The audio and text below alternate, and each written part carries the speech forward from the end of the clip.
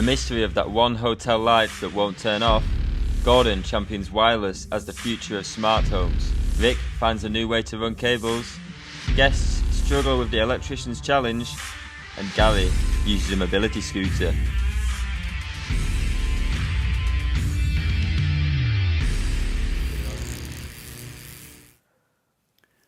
Welcome to eFIXX TV, the first one of 2024, if you didn't realise what the date was today, and it's Insider Secrets of Lighting Control. So it's a bit of you, Gordon, I would suggest, being in the world of lighting. But it's you we first of all want to thank for joining us here, whether you be on Facebook or whether you be on YouTube. And you know the rules by now. If you get a comment in, you will get a shout out at the register at the end of the show. So it's worth making those comments. We're also going to put a poll in there, which will also help you get a comment across to us on this subject this evening. But we've got some wonderful guests, haven't we, Gordon, for 2024, the start of the new year, and they're sitting over in the green room. Who have we got? Let's just have a little look at the green room. We've got the guys from SYSTEQ there. We've got Martin and Phil. And then we've got a new graphic there. So so tonight, obviously, show is with the help of SYSTEQ. And obviously get your lighting control questions in. We realise it's an area some people struggle with, and we'll see Gary struggling later in the show. He's going to do some real life commissioning. Okay, yes, I am. Yeah, well, you'd give it to me, wouldn't you? If it's got an app and it's got a little whiff of maybe being smarter than me, which is most things, I'm obviously the right person to see if it is as easy as Martin suggested it was. Yes. It is, and so you've gone green last year. This could be, you go smart. I don't think anyone's going to tar me with a smart brush, are they? Yeah, no comments required on that one. But get your comments in, because of course you want to be in the register at the end of the show. And I'd just like to say, for all those loyal followers of us, we've got what we would class as an absolute gem in Rick's tool time, haven't we? Yeah. It's taken it to an absolute another level. But of course, that's later on in the show and well worth staying on for it. But first of all, we want to think about ourselves and maybe getting out into the public and getting to another show, don't we? Well, I mean, obviously, it is the CES event in Vegas. Always takes place in January, Gary. So say that again, CES. So that was close to what we've heard before in this country, but I like the words Vegas. Yeah, well, CES, let's just have a look at the logo, George. Just in case anyone hasn't seen it, yes, it's a consumer electronics show taken away. And there's obviously a big event for anything consumer electronics. And I thought, since we're doing a bit of smart today, we might sort of just mention it, because what could happen next year, Gary? If we mention the CES show in Vegas that takes part in January every year, they might invite us. Okay. And would we suggest that we're going to drop a poll into the comments to see if other people, yes. Let's see if anyone agrees. Yeah, I'd like to go to Vegas. I'd like to go. I've been to many a nice place. I've been to the Alexandra Palace, okay, but it's not exactly Vegas, is it? Even though we have the World Championships of Darts down there, okay. Well, you mean the Alexandra Palace in London? Yes, right. Okay, yes. We're not talking about Caesar's Palace, okay. We're not talking about the Bellagio. So, again, it would be nice to go to Vegas, but if we were there, what sort of things would we expect to see, Gordon? Well, I picked out a few top tips, actually. I'm hoping we get some sent to us, actually. Okay. And this first one particularly, I mean, who wouldn't want one of these? Have a look then. Yeah, so this is from the Consumer Electronics Show, and I wasn't expecting to see this. So first up, we've got the EXOBREW. Oh, which has a whiff of like a 1980s coffee percolator. That's what I thought it was. Yeah. Until I spotted the point in the bottom left-hand corner. Yeah, so this is a completely automatic home brew kit. Well, I don't reckon you'll be able to crack out a pint in like 6 minutes, though, will you? I think it takes a couple of weeks. Right. Okay. But it saves all that hassle that people, everyone used to have a home brew. Somebody new used to do home brew, didn't they? Used to try and poison everybody every few weeks because the brew had gone off. Absolutely. And but I think you put the hops and stuff in the top, and it does everything. The mash tun, I think they call the top bit. Okay. I like the look of it. Is it maybe a little bit bigger than we're envisaging there with our pictures? It does look like percolator size. The press images are pulled off the website, but I think we need to test that. Yeah. We can move on from Makita. Yeah. But Makita will have one out in a fortnight. But I look at that and I think you might spend several weeks or a couple of months waiting for it to come out the other end, and that looked like 3 pints. It's hardly a great night in, is it? I think you can buy some additional barrels and stuff like that. There's also, anyway, need to look at that. Okay, right, good. Next up, you've got smart watches. Yeah, this is the smart ring. Yeah, so this is a wearable smart device. Yeah, so instead you've got your smartphone, you don't need a watch. This is your ring. So think of like wedding ring sort of size. Yeah, and You're joking, aren't you? Yep, no, and allegedly you can point at things in the house and it'll do things, yeah? So if you're a single man Yeah, and obviously my wife points at me and I do things. Right. And that works pretty effectively. She wears a wedding ring. Yes, yeah. So she points at you and you do things, yeah? Yeah. But I notice you're not wearing a wedding ring. No, I'm not wearing some it. news? I mean, it's Divorce Monday or something like that. Is there something you're not telling Straight us? after Christmas. Yeah, I've worn one for many a year now. I think my kids were very small at the time, and I did the usual thing. The wife points to the recycling. Okay, Yep. so you take the recycling down to your local recycling centre. I went down there, all full of the joys of spring. Obviously, being very conscientious, emptying the bags so we can reuse those bags. So we weren't throwing plastic bags away. I've been that type of person. I did all that, sort of throwing stuff in, got back in, drove home, and I used to do that all the time on my hand. Okay, because my wedding ring was there. It was a little bit big. Yeah. I used to flick it around, and it was like a bit of a nasty habit. And I drove him back, and I got within about a mile of my own house and went, no ring. Right. So I obviously launched it into but my saving grace was I didn't throw it away. I actually recycled it. So of course that's good for the planet, isn't it? So I recycled my wedding ring. Well, someone's done well on it. It wasn't because you were down a nightclub or something like to hide the fact you're single. I mean, let's just have a little look. Wasn't expecting this. So is it on again? Is it? Here we go. Go on. Not Yes, so, Gary's nightclub. Right, okay, so yeah. I wasn't expecting to have a look. Yeah. So yeah, that's the reason I haven't got a wedding ring on, because obviously that's drawing a lot of attention, I would think. Yeah, look at it. I think the quote was, "You'll never see you in a nightclub."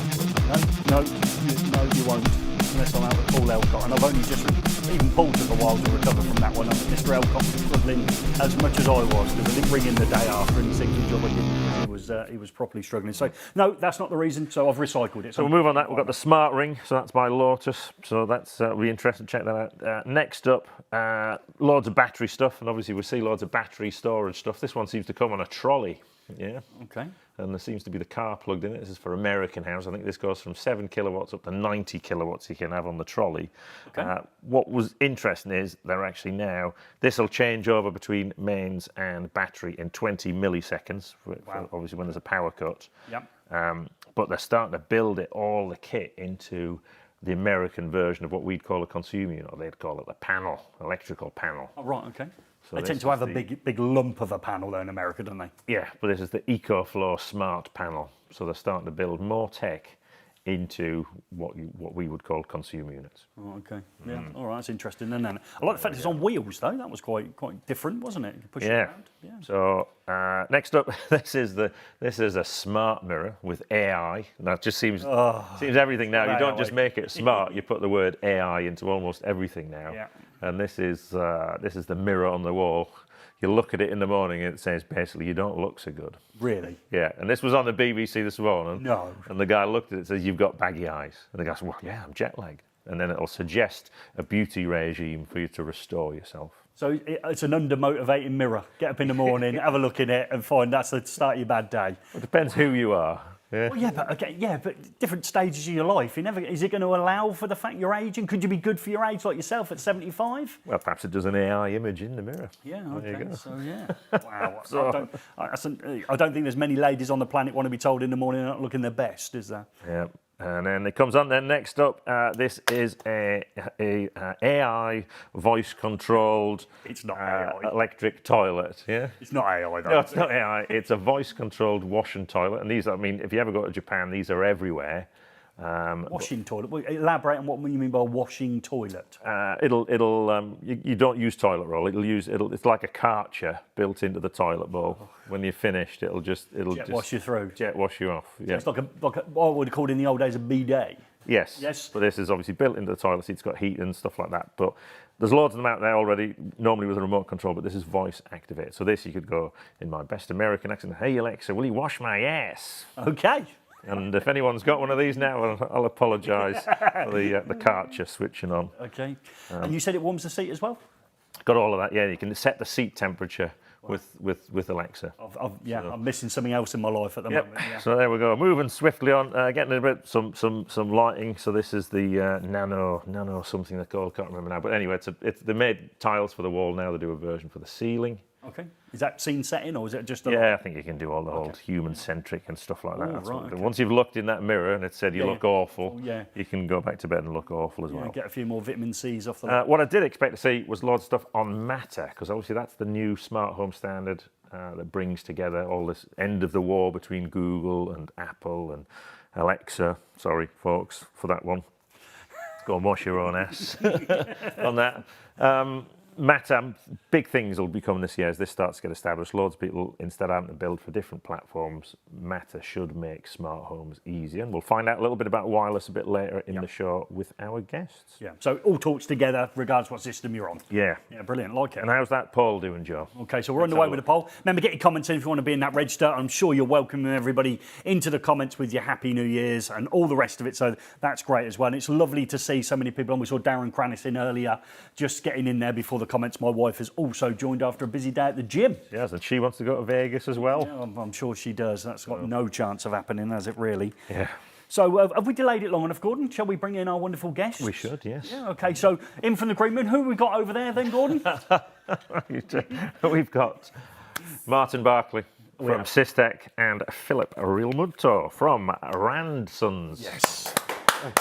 Martin's got the case with him. Look at it, yeah, look at that, I love it. That's some pull up a case. chair. Travelling salesman and some, yes. Oh, expecting big things from that. It's going to be like you're going to saw someone in half or something like that. Magician's done with something like that. There we go. Absolutely brilliant. So, of course, it keeps the James Bond theme going because that's got a bit of the attaché case. So we're going to open it up and there'll be a helicopter in there or something that we'll have later on. Little remote car. Martin's got a bit of Bond about him. What do you think that, Gary? You're going to have to elaborate. Well, it could have been Bond. Yeah, it could have been a George Lazenby or something like that. Yeah. Mr. Scaramanga, was it? Is that where you're going with the three nipple? Not the villain. He's a villain. Yeah, he is. Well, yeah, I love it. Any other Bond characters? Odd job? Yeah, no? Okay, so all good. Right, so we always like to start. So welcome aboard, first of all, for the first one of the year. Thank you for joining us today. We've had some fun, I think, and we're going to get to that very shortly because you still don't know the times that you've achieved on the race horse. Okay, but to give everybody a bit of context, because they're going to need to know a little bit about your background, because they're going to be, first of all, betting on who they think's going to be fastest and the fastest time. So, Phil, give us in 60 seconds a little bit of your personal background. I have my own electrical business. I haven't been in business now for over 10 years. And I've been in the electrical industry since I left school, and I'm very keen and I'm passionate about the job. I do quite a bit with SYSTEQ as well in automated lighting systems. So yeah, that's me. So you're an expert installer in the room. So when we're asking these questions here, Yeah, we'll have far obviously away. the expert. Yes, I like it. Yeah. Okay, so a little bit of a giant whiff there of being an electrician currently. So that's obviously put a little bit of pressure on your shoulders. Yeah. And Martin, 60 seconds, tell us all about yourself. Right, well, I'll give you a subtle hint. I'm not an electrician. Okay. These are not the hands of a working man. Spent the last 35 years in the lighting industry, working for some of the world's leading lighting manufacturers. High-end specification, worked on projects all around the world. I've had my own lighting design and supply company, and again won a few awards around the world for that. Come along, joined SYSTEQ, and taken that on from strength to strength. We've had a little bit of a rebrand and new products and lots more coming out very soon. And yeah, it should be exciting times. Going to be name dropping tonight, Gary, all these famous projects across the world, Electrician to the Stars. Yeah, we've already been told, though, off camera, you can't say you worked at Stephen Gerrard's house, so you can't say that. So we won't be saying you worked at Stephen Gerrard's house. So how was Stevie G then when you saw him? Was he all right? Yeah, he was all good? Yeah, you can't say that, can you? You can't say that you've seen Stephen G. No, I've never worked there. So interesting. So we're going to go through that. We're going to map that journey through, aren't we? But of course, you're desperate to obviously understand, who's the fastest. So what are people going to need to do then, Gordon? Is Martin hoodwinking us? Yes. He said he sort of just threw it out. I'm not a working man, not a these working man, hands. not these hands. But we'll see. Yeah, so it's your time to join in for the first time in 2024. It's time to get some times in. So what you have to do is two things, right? Listen very carefully. I shall say this only once. Yeah, so you've got the best. First, will it be Martin or Phil who's fastest? And if you think Martin's fastest, you put Martin and the time. So you put Martin and 2 minutes 35. Or you put Phil 1 minute 35. We had a bit of a whiff of that earlier on, didn't We might come back to that at some point. So get those in again by obviously giving your name and your time. You're automatically going to put yourself in the register as well. We pick your name up on the way through, and we'll do that register at the very end of the actual show itself. There's probably a little bit of whiff of what we would class as dart player and non-dart player amongst this, isn't it? Obviously still being a current practicing electrician, you've got a lot to lose here, Phil, haven't you? A lot of pride could be on the floor, couldn't it? Could be. Yeah, it could be. Yeah. Yeah. And you're only allowed 3 goes, you know that? Yes, you did I knew ask asked for a fourth go, didn't I you? did. Yeah, but- And Richard Brooks in early doors with an oh, Phil, looks like Phil. We could have hoodwinked people here, but there we go. But he's racing snake thin, isn't he? So Yeah, that's always a good sign, that he's looking a bit lean. You know, we look up there at Dean Haywood. He didn't even cast a shadow, that bloke was so thin. That was how thin he was. And he was like, we called him Racing Snake, didn't we, when he was doing it? So, yeah, you're hoping, yeah, with his ride up there. If we asked you to put it on there, Phil, we might be in trouble, won't we? Perhaps you can only be mid-board. Yeah, probably. Yeah, so I that's think where it'll be better mid-board. However, before we jump to that, we're going to do something slightly different, aren't we? We're going to introduce our eFIXX Awards, aren't we, Gordon? Yes, so just before we get to that, we'll just take a minute of your time because we have just opened up this year's 30 under 30 awards. So it's dead easy to enter. We've simplified the process this year, at least for the first stage, to get those entries in. But I'm not going to tell you about it. Let's hear from the people who won last year.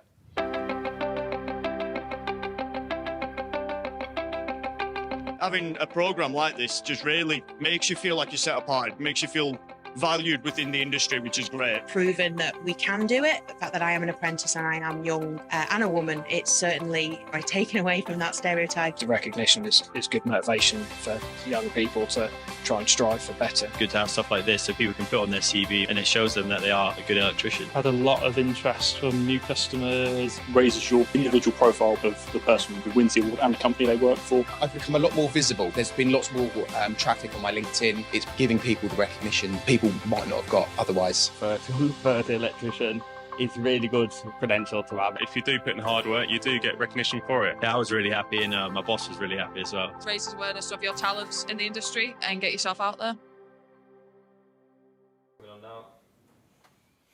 And again, we'll come back to it later on in the show, but the link is in the description. We'd like to think that you don't want to jump across straight away to that link, but certainly get it in your focus and your mind at the end of this show. And we'll revisit what we think and maybe that we've nominated and maybe you've got a nomination in mind and all the rest of it. But we can't delay it any longer, can we, Gordon? We can't. I think we need to cut to it, and let's crack on with the Electricians Challenge. Feel free to defend yourself at all times, gentlemen. Let's see who's up first then.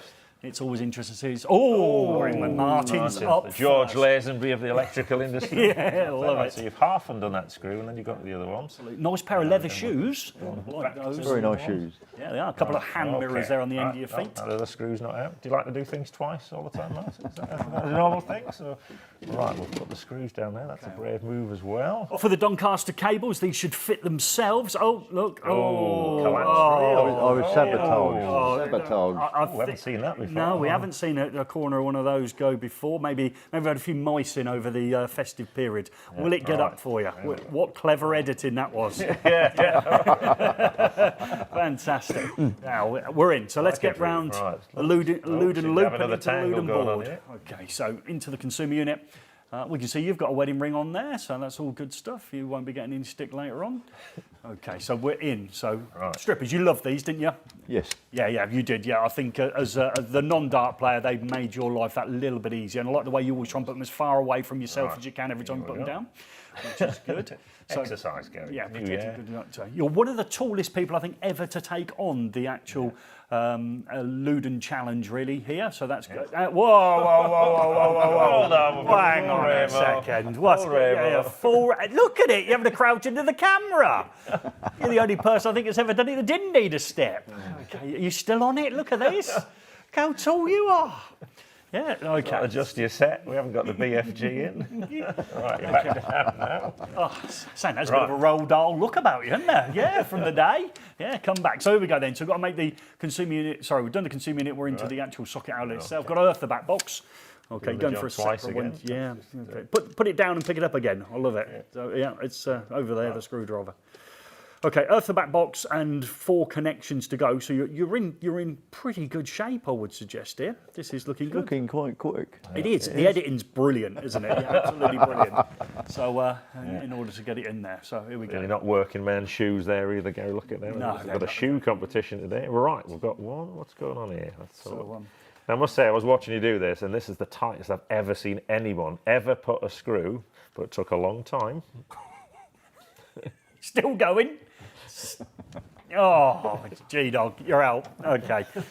Fantastic. So they're in. Brilliant. So all those CPCs are in, and I think they're the tightest CPCs we've ever seen go into an actual outlet itself. So sockets there. Hang on. Whoa.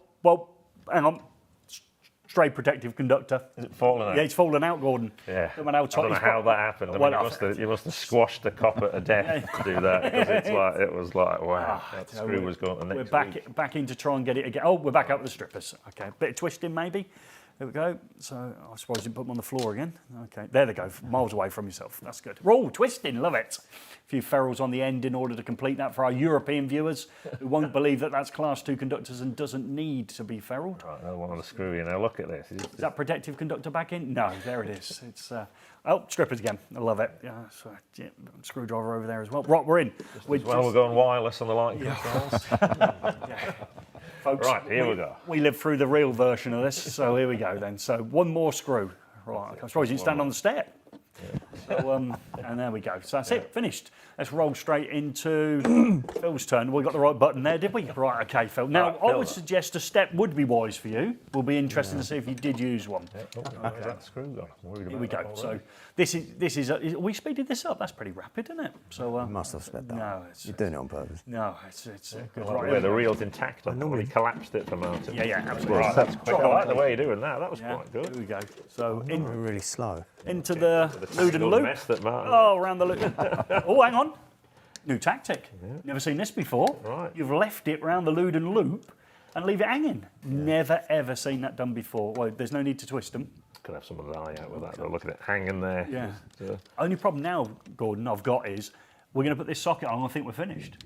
Yeah. And it's going to be mentally, you think, oh, yeah, you're there. This could be the 2 minute, sorry, 1 minute 35 that you thought when you got here you could do it in. Was it 35 or 45 you thought you could do it? I think it was 1 minute 50, something like 1 minute 50, all right. On average. Well, let's hope it is. Bent that over there. Yeah, I like this method. Yeah. The only thing is, I reckon it's better suited in the back of the socket than there. Yeah.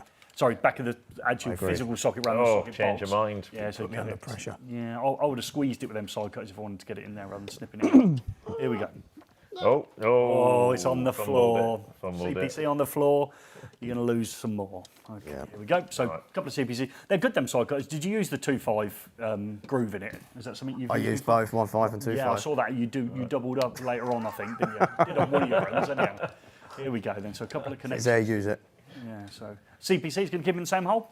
Yes, you are. Here we go. Will they go in? Stay in. Yeah. Right, see how many veins you get on that wrist. Yeah, there you go. That's pretty good. Just needs to, you don't need to. Absolutely. Screws on the floor. Motorbike wheel. Okay. Right, here we go. Right. So, look at that. But you knew where it was. Yeah, looking and screwing. Yeah, I like it. Nice touch. Right, here we're going back to check the type. Back up now. We've got to get into the body. So you think you're finished, don't you?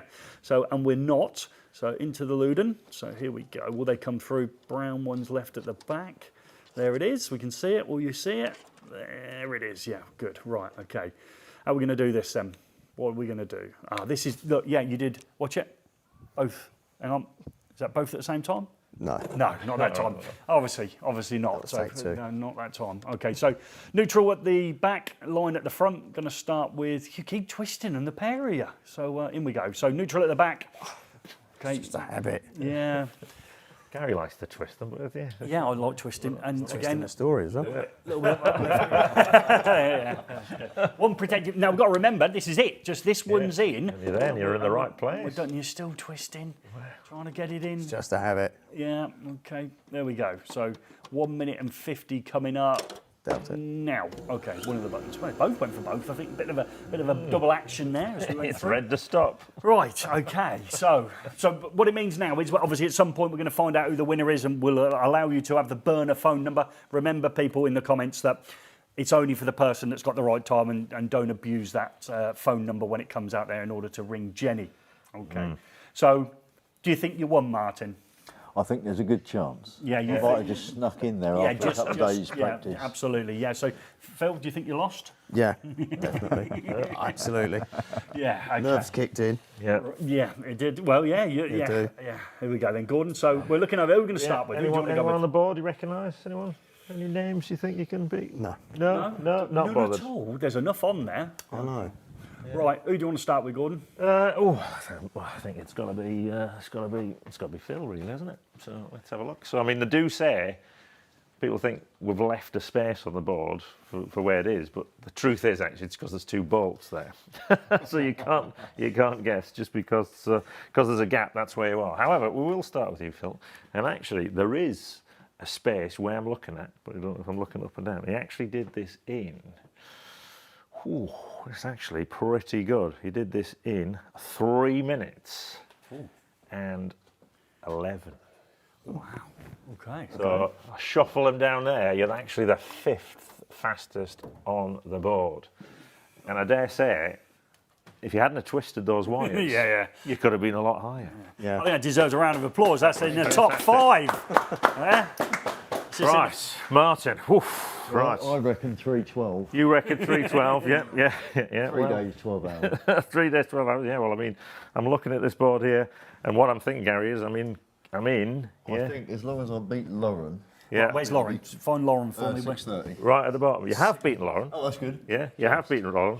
But I'm in completely the wrong place because I actually need to be over here. And you've beaten Lauren by a considerable margin, and you've beat. Oh, you're down. Can't see hold you now. 8 minutes. 19. Oh, and that was your fastest. Okay, so that's Mark. Mark's gone upward. Yeah. Okay, not down one. Okay, so we will spend some time with Mark this week. So he'll be chuffed, won't he? All right. Okay. So interesting. So you're over here. That's There's why less I don't people on this charge board. by It does the look like hour. you're near the top of the board as well, much like yourself. Hang on, 1, 2, 3, 4. Oh, it's 6. Okay, Yeah. so never mind. So you still beat him on that one. Pleased with that? Yeah. You certainly should be. You certainly should be. You'll be gutted now. I've been out of practice for a while, so. Oh, excuses coming in there. Yeah, so, you wouldn't have needed much at all to get 3rd, would you? Oh dear, never mind. No. Okay, so somebody, obviously we're going to look through that, and that means there's a chance for the Jenny's burner phone. Have we got a winner over there, gentlemen? Yeah. Okay, so we're going to send out the number and we'll wait It is, for the and phone it's to in ring. for Steve T. So I don't know who Steve T is. So if Steve T's new to it, there'll be a phone number given to you, and if you ring that number, Jenny will take your details and send out a very small prize to you. Obviously, Sean Dempsey's already suggested he's a couple of prizes short from last year, but maybe that's in the old system. Maybe we're going to have to let it go this time, Sean. We're going to have to let it go, so we apologise. Okay, he's had enough stuff off those are the years. Right then, Gordon, into the meat and 2 veg, yes? Yes, the prize, and Sergio Fernandez reckons the prizes are behind your air fryer, Gary. Yes, they Get could the well word be. air fryer in. Yeah, love a bit of air fryer. I actually got the words right this week on the news. Did you? Yes, Right. first time I'd ever done it and got the words right. What were they? Air fryer and gingerbread. Oh, right, okay. But he reckons one person got in before me and I can't win because I'm a member of the team. But I didn't know the words though, did I? still guessed it correct. So they were them ones. Right, okay, so thank you very much for joining us. Okay, so we need to delve into this world of lighting control and these insider secrets that we're going to reveal in the show. Do you want to take us on a bit of a history of lighting? Well, let's have a look at some of the jobs first we're looking at. So this is your company, isn't it? So Yes, it is, yeah. So this is, so what kind of work do you do? Progressive? Progressive, always learning new things, bringing new technologies that make our life a lot easier. And obviously having automated homes, the market's so vast. And we literally specialise in that kind of stuff, but also we do commercial, domestic, and so, yeah. Yeah, it's good. All in the Watford area? All in Hertfordshire. All in Hertfordshire, you don't need to stray into town? No, not really. Yeah, well, that's good. We like it. Home sweet home. Yeah. Just the name, if you look at it too quick, it sort of might suggest that if I don't pay, I might not see one of my children for a long time. That's RandSons, yes. not ransom. Okay, That's right. Yeah, okay, so that's, is it RandSons? Wouldn't you? Because you'd be concerned that maybe one of your close relatives might get swiped away in the van at some point. Are you Sicilian? You never know. Sicilian? Yeah. Oh, no. I will point that out. Oh, yeah, because, I think Phil's a little bit of a play on the full name, isn't it? No. Yeah. We're quite good. Okay, so that's the website, yes? Yes, that is. Okay, brilliant. That's Okay. it. And then across to some of the jobs that you've been doing. Yeah. So Hang on, hold on, got the burner phone. We're on the burner phone, so let's see what's going on over in the burner phone. This is Steve T. How are you doing? A date, Good. right? Well done. Congratulations. Can I take your details? Look, yeah, so Jen's gone for the full details there. Right, okay, so let's leave Jen to do her business. Okay, Steve T's on the phone, so that was good of Steve T to join us. Okay, brilliant. So thank you. We'll turn that phone off after that. We won't have any more calls. Okay, so back to it. So, so let's have a little look. Some lighting controls. That looks like a very nice place to be. Yeah, that's quite a famous ex-rave club in Holborn, which is actually 3 railway arches. It's now turned into a restaurant, but in 3 different themes, 1 theme per arch. It was, as you can imagine, using wireless in that environment was quite a struggle. Yeah. It looks like Mystic Meg convention. Everyone's got like a bauble on their table to sort of tell you your future. Come in and sit down. So that's an interesting position of a light fitting there on the centre of a table. So that's all wirelessly controlled. Yes. Okay. So with the lamps on the table as well. They are battery. Right. Yeah. Oh wow, there you go. That gets round it. I suppose you do wire that, John. A bit safer. In under 6 minutes 20. Yeah, I can do this. On the table. I'm no good at sockets. Yeah, brilliant. Right. Okay. So that's very nice. So that's in Holborn, is it? That's in Holborn-ish. Right. All right. We have to remember to check that one out, Gary, next time we're in town. Yeah, like research purposes when we're back from Vegas. Yeah. Right. What's this one here? This one looks like a normal kitchen. Well, a very nice kitchen. That's actually a private residence down in Eastbourne-ish. Right. Which I won't say any more than that, but yeah. Oh, Stephen Gerrard. But very nice job. Very nice job. Right. Yeah, it's a nice job. Yeah, so I like the way you use the word. That's a normal kitchen there, Gordon. I like the way you've set that as your benchmark. We get a little insight into you a little bit again there, don't we? That's a normal kitchen area. That's how a kitchen should be lit. Yeah. But there's a few downlights. Yep. In the right places. Yeah. Yeah. We haven't carpet bombed the roof. Definitely not. Yeah. Not done the old gridiron. No. Yeah, you're lighting where you want the light. You want the light on the workbench. You've got a bit of a table there. You can see the pendant above the table that you can dim up or down. Yeah. There is lots of LED strip in there as well, but none of it seems to be on in that particular photograph for some reason. Okay. That's a They've nice also used the reflectiveness of the floor as well, haven't they? If you look where the light is for the curtains there on the left-hand side. Oh, sorry, window dressings. What are we going to be calling them? You'll come up with some window posh treatments. Treatments. I knew I'd get it wrong. So yes, for the window treatments. But yeah, we've used the fact that the light bounces off the floor as well to add another effect. It's good. I like it. And that's all wireless as well. Yep. Yeah. Nice. I like that. That's a 4-storey house, and over from memory that was about 120 circuits, and there's a master all on, all off at the front door as well. Oh right, okay. So when you mean circuits, that would in Gary's money switches. It would have been pretty much. Yeah, so you would have that 120. But there was one switch at the door that did the entire house. So yeah, and we'll see later on how easy these things are to pair when you take me through on Gary's basics. Yeah, brilliant. Okay, so what's next then, Gordon? Right, let's have a look. Another one here. Let's have a look. Yeah. Would do. Oh, there we go. This one looks. Yeah, that's a nice little coffee shop in Birmingham. Right. Again, all wireless. Right. It'd want to be as well. There's a lot of pendants there. Right, okay. That is serious. Where is the lighting control in relationship to the lights? Is it behind where it looks like the beverages will be served from, or is it all app-based, or is it a combination of both? Because it's a mesh system, yep. You can have it all centrally located, particularly in this environment, you can have it all centrally located, but it's much better to spread that mesh out as much as possible. Right. And then you're getting as much wider coverage for the signal as you possibly can, rather than having them all like you would with a Lutron System 1 rack. So in that particular instance, you've got pretty much a receiver behind most of the pendant ceiling roses. So what I'm thinking there is that it'll bounce from one fitting to the next to make that mesh. Absolutely. So what's the sort of maximum distance that we could have between fittings? Well, we say 30 metres. 30? 30 metres. Okay, fine, yeah. We have actually tested it to an in excess of 120 metres. Right, okay. So where we've got maybe 4 or 5, 6 metres, you've got a very stable mesh being created. Oh, absolutely, there. yeah, Okay. absolutely. That's good. Yeah, it's different. Like you said, you wouldn't want people fiddling with them lights, would you? Yeah. But we'll go back to your days before that. We'll go to Gary. So lighting control. You love a switch, don't you? I am a fan of a switch. Yeah. Because it's I nearly said a different word. It's foolproof. Yeah. Okay, it's either on or off. Yeah. And when you've got a house full of fools, okay, it's best to have a switch that suits us all. All right. Yeah. Okay. So we'll start that little journey of lighting control before you get the mesh. He's gone all technical. Oh no, yeah. Left in there with his I've had a He's a changed man already. So we'll start. Hold on. We'll go back. We'll got one first before we get to your favourite. Oh, what are you doing? it's a bit slow on here today. Just... So I found this interesting light switch. Well, that is, I mean, just take a deep breath moment there, folks. There is a person and a switch poking through. That's not great, Gordon, is it really? No, that's not great. Okay, so, okay. That's your basic lighting control, isn't it? Maybe, yep. I'm struggling with that one. So, there you go. But, well, perhaps you'd be more comfortable with one of those guys. Yes, that's a little bit better, yes. Brass It's dimmer. coming back, I've heard. Coming back. Rope edge brass dimmers. Rope edge is coming back?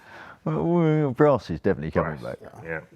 Bronze, we call it now. No, bronze Matte has bronze been, and brushed bronze, matte bronze. But brass rather than bronze is starting to make a comeback. Yeah, Right. Anywhere in particular, the UK or other parts of the world, where's this feature? Certainly, we're doing an awful lot with the Mandarin Oriental in Knightsbridge, and that's all polished takeaway? brass.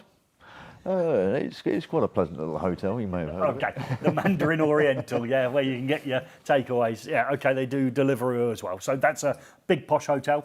Yep. And it's embracing maybe, not necessarily that, a version of that. Is that what we're saying? We do an awful lot of five-star hotels around the globe.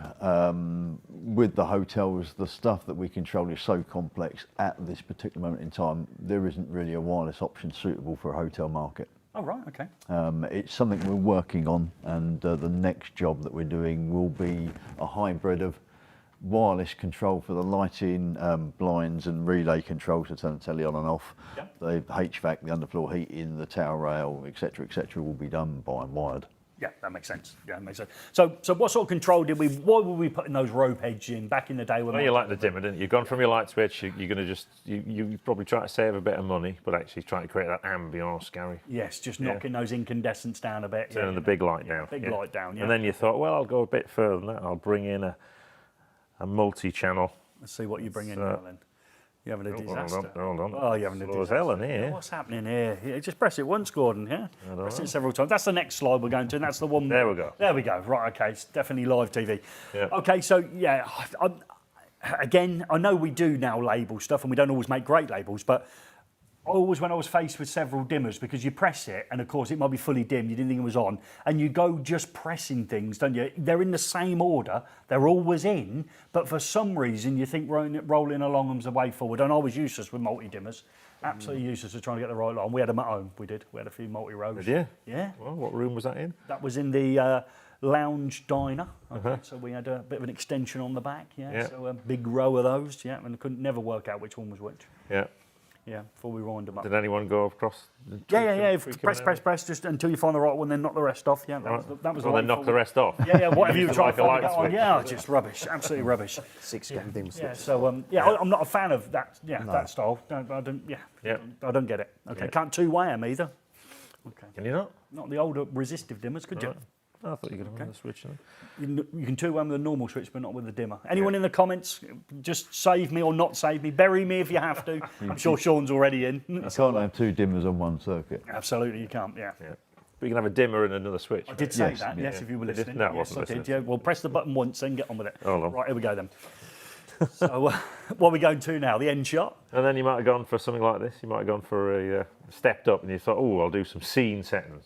Yeah. What's the default scenes on all these things? The boring scenes would be 100, 75, 50, 25. Right. But then you might as well just have one rotary dimmer because it's exactly the same output. Yeah, so you've gone for all that trouble and then set them all to, you've spent a lot more money. Oh, yeah. On a rotary. And paid someone a fortune to commission it. Yep, and then you would have had something in the cupboard. Hold on, where's it? Oh, there. You would have had something in the cupboard that looked like that. Yep. Yeah. Wow, that's going that back. is so. It's gone back, isn't it? Yeah. It's going back. There we go. So what? 2000s. So am I feeding from there to the switch, or from the switch? Which way around are we doing this then? What's the wiring pattern here? So that will, your outputs from that will go to, that's a full circuit option. So that will feed out to full circuits, and then what you will have is probably a bit of Cat 5, Cat 6 going to the switches. All right, so switch is standing on its own. It talks to that talks to my light fittings. That's the intermediate then in the system. Yeah. Pretty much, yeah. Okay, right, cool. That makes a lovable Great. Yeah, thank you very much. Get rid of that one. Okay. So that makes logical sense, but obviously that's not great, is it? That's not a great solution, I would suggest. It was back in the day. Yeah, it was. Yeah. What, 100, 75, 50, 25, and I had that in the cupboard. Yeah, but you might have had halogen lamps, yeah? Yeah. Remember, You know, each lamp point could have been 50 watts, and you might have 10 of them. So each circuit's 500 watts. Yeah, I know. Yeah, that's what I was trying to ram them into your grid dimmers was a They're still problem. being used in churches. Yeah. So you used to put that in the cupboard, wide out your keypad, and Ram them in a dimmer. Explain that. What do you mean by that? You wouldn't be taking each lamp back individually to a dimmer, though, would you? you'd have a circuit of 10 lamps, 500 watts, and another one, and another one. Suddenly, your switch plate, you've got 2 kilowatts of dimming load. Oh, right, okay, from that point of view. Okay, yeah. And that's why this was the better option. Okay, and that's to what try and save energy. No, just a more reliable. Dimming. Then you do seed setting, isn't it? And the difference between seed settings, obviously, you can do, you know, your kitchen cabinet lights are on full when you're cooking, and your pendants, and you can adjust the different levels between them. Okay, yeah, you're selling it to me. Right, okay, what's next? Yeah, I'm getting there. But obviously now we've moved on, haven't we? We have. Moved on. This used to be expensive stuff. This was like, thousands of pounds. Yeah. Breathtaking. And £1,000 a day for a commissioning engineer to come round and sit down for you. Yeah. But now, you've got this. Just press it once. I'm getting there. It's like these scene plates. I'm going to scene plates, yeah. So I reckon they're 100, 75, 50, 25. There we go. Right, okay. There we go. Right. Have you gone again, or are we on the right one? No, we're on the right one. So these are your face plates now. These are ours, yep. Yep. And so you've got one in brass. Oh, that's a Mandarin Oriental Antique Bronze. Right, there we go. Is it near the brass one in the middle? Yeah. Okay. All right. Okay. So talk me through this then. So if we look at the white one there on the right hand side on its own, so we start on the top. That looks to me like on and off, left and right. Am I right? Yep. What's underneath that then? What's we got under that? Underneath that, let's have a quick look. So then you've got raise and lower. Okay. Yeah. And then you have 4 scenes, so you can select your scene, but then you've also got the option then to raise and lower that scene should you so require. When you say raise and low, is that bringing it down in brightness and up in Absolutely, brightness? yeah. Okay, we call that dimming in the old Yeah. days. Yeah, okay, right.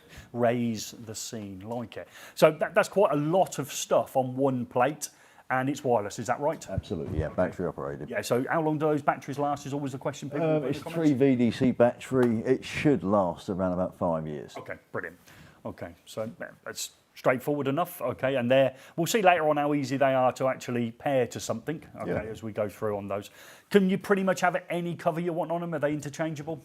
Yes is the answer. Yeah. We have a standard 8 finishes, but we can also custom match to match any existing switch or socket finish for an MOQ of 6 pieces. So if you've got, for instance, a Forbes Lomax antique bronze finish and you want us to match that, not a problem whatsoever. Okay, that's good. That's all round solution, isn't it? Gordon. I'm just watching the comments here. Oh, right, okay. So is there any comments? Did you do rope edge on there? We have done a 24 karat gold one. Have you? Oh, name drop. Who was that for? Stephen Who was G. that? I can't tell you. Can't tell you. Can't tell you. Okay. Was it in the smoke? Was it in this country? It was, yes. Yeah. Was it down in the south or was it? It was in London. Yeah. Okay. Well, that's a nice job, isn't it? But Phil, you fitted some of these? I have fitted some of the system, yeah. And I actually champion it for SYSTEQ. Right. How good it is. So obviously for some electricians, and this is where Gary gets a bit clammy on this, you're going to go to a customer, you're having that big extension done, lights all over the place, and you're going to go to them, we're going to fit these wireless panels on the wall. You're not going to put any switch drops in. It's a godsend, no chasing. Yeah.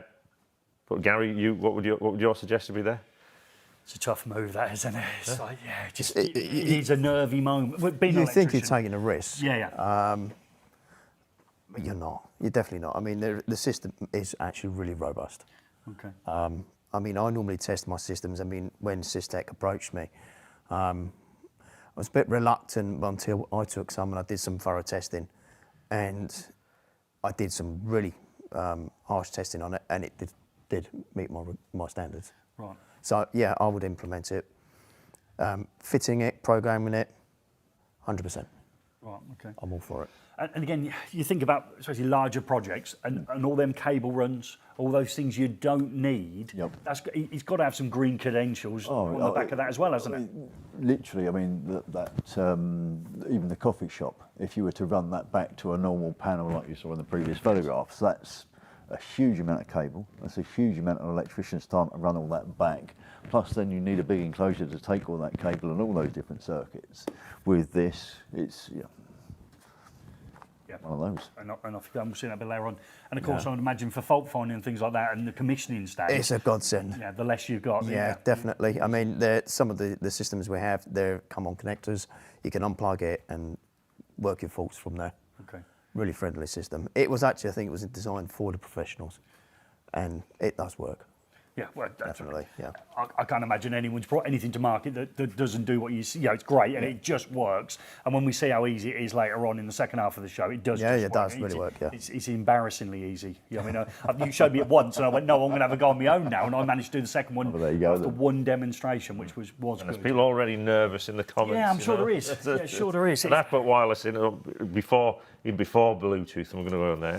One of those older systems. Yes, the RF systems. Yeah. Yeah. And the battery life's been fine. It has been, I think it's now come to 10 years. I'm starting to have to think about replacing a few batteries. Right. Or just sit in the dark. There's my other one. But going through the process, it was like I'd put a switch box in because they were a little bit deeper than your ones. Yep. And it's like, how many times during the project that people come in, there's no wires in that switch. Oh, right.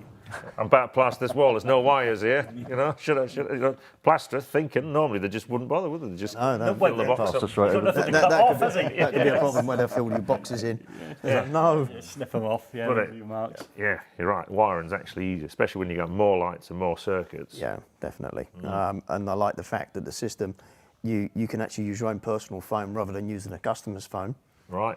Because that can be quite uncomfortable for customers. So we can set them up, commission it, set up the light scenes, and then just transfer it over to the customer. Yeah. We have not touched their phone, and they shouldn't be wary of. It is a problem, isn't it? We've lived through this because we. There is. I mean, there's a few heating controls that once you've installed it and you've commissioned it, you need the customer's phone. Customers do get a bit panicky, thinking, "What's he doing to my phone? Was he going to look at my picture?" We're not. Yeah. But with this system, we can set it and then give it to you. Yeah, and you're right. We lived through that, didn't we? Because we took over. We did a smart home takeover. And it was actually my sister-in-law's house, but obviously we'd done the install. And right, we need a commission now. Can we have your phone? Yeah. And it was like, and for 2 years after that, every time someone rang her doorbell, I got a notification. I mean, that doorbell will come back at some It will. point. It's coming back in a couple of weeks. Yeah, because good footage. There's some great footage coming over the holidays from my sister-in-law's doorbell that we can share with everybody. It's an absolute treat. We're not going to ruin it yet, but if anyone else has got anything interesting they've captured on smart doorbells, then send it in because we've got a bit of a treat coming in a couple of weeks. Britain's not got talent. We'll just say that. Yeah, that's what we're going to call this in a second. So we've got this wireless switch system going. Everything's fed, and we've set the scenes. Obviously, it'd be really easy to change those scenes as well, wouldn't it? So we've got no issues. We've just got that one pad on our phone, whichever way we wanted to do it, in order to alter those scenes, and we're off and running again. Yeah. Yeah, that's incredible because it's literally that simple. Yeah, we're not worried about the brains somewhere else. We're going to have to intervene and find out what zone we're on or anything like that. Yep. We're just at that switch along with our phone and we're off. Absolutely. And that's how easy it is. Yeah. And also the customer can, if they don't like the scenes that we pre-configured, they can actually go back and create their own scene. Yeah. Without having to call an engineer, they can literally do it at touch with their fingers. Yeah. That is good. One of the other advantages, of course, if it's a reasonable sized job, we can actually pre-program it in the factory and send it to site, boxed, labelled per circuit. Right. So there's no programming for the on-site to be done. Lots under that as well. Right, what's next? We've got the switches, and then obviously the other end of the system. So normally we think there's a big box in the cupboard. Yep. But you've got what looks like an LED driver. Pretty much. Yeah. Yeah, it's about the same sort of size. So. Right. Okay. Please don't say the basic insulation shown now on the right-hand side, please. We don't need to know that. Right, okay, so... The output now. It's 12 volts or 24. So there's a button there in the middle, and I've seemed to have pressed that button a few times. Yep. So that's the button that starts this process of finding things, is that right? Yeah, so Bluetooth mesh, so every Bluetooth mesh item will speak to every other item. Right. But you need to pair your particular receiver to your app, so it'll only listen to your commands and nobody else's. So for instance, a block of flats, we could do an entire block of flats with this, but no one else's flat will talk to anybody else's flat, if that makes sense. Yes. Although the whole network will work as one. Oh, right, okay. So, but it'll only take commands where it's been told to take commands. All right, okay, brilliant. And again, hold on for that second session when it's incredible, isn't it? How simple the process is. Yep. And I keep saying it because I'm still amazed, and I managed to do it as well. To be honest, 35 years within the hotel industry, so we've always had the backbone of keep it as simple as you possibly can, and that was the major idea behind this system, is keep it as simple and easy as possible for everybody. Yeah. Okay. I'm sure we'll delve into hotels at some point. It's coming up, yeah. So we've got the wireless switches, we've got the intelligence actually built in at the lights, so it's like distributed across for wherever you've got lights. You've got a little bit of intelligence. Yep. And the scenes are stored in the driver. In the receiver, yes. Yeah. In the receiver. Right. So there's no boxes in cupboards. Nope. There's no hubs. Nope. There's no other magic bits. The other thing, of course, because you program it through the app on your phone, it picks up where you are in the world, it picks up what the time of the day it is, then it automatically knows what time sunset, sunrise are, so you can then do timed events, and that again is all kept within that receiver. I thought it would. Right, so we keep saying Bluetooth mesh, we keep talking about. So for anyone tuning in, obviously you had a wireless system at home and it was very much point to point. Yes. Yep. What's the difference when it comes to a Bluetooth mesh? So basically a mesh network is literally, as per your drawing, every item within that mesh network will talk to every other item. Good example of that we were talking earlier in here. If you've got one light this side of a steel beam, one light that side of a steel beam, but you have another unit over there, what will happen is the mesh will talk triangular to get round the obstacle to get to the light it needs to talk to. Right, okay. Do you have to have your phone? So we show the phone on there? Not at all, not at all. You only need a phone just to program it. Okay, so it could be a system that I'd like then, wouldn't I? Just once I'm happy with that system, I can put the phone down and just do it from a switch. Yes. Okay, and I like a switch. So again, we haven't got to be scared of this, thinking that we're going to leave this person not being able to turn their lights on and off unless they've got their phone, they get a visitor come in. It will just work from the keypad, which will link nicely into when we do talk about hotels and stuff like that as well. Yeah, because obviously we're not going to program every person who comes into a room's phone, are we, to help them on that one. Right, brilliant. So that's the mesh system. So we like mesh. So again, I mean, the other thing we've found, so we can do voice activation. We've found that most people now are actually moving away from that, and there's various reasons for that, which I won't go into.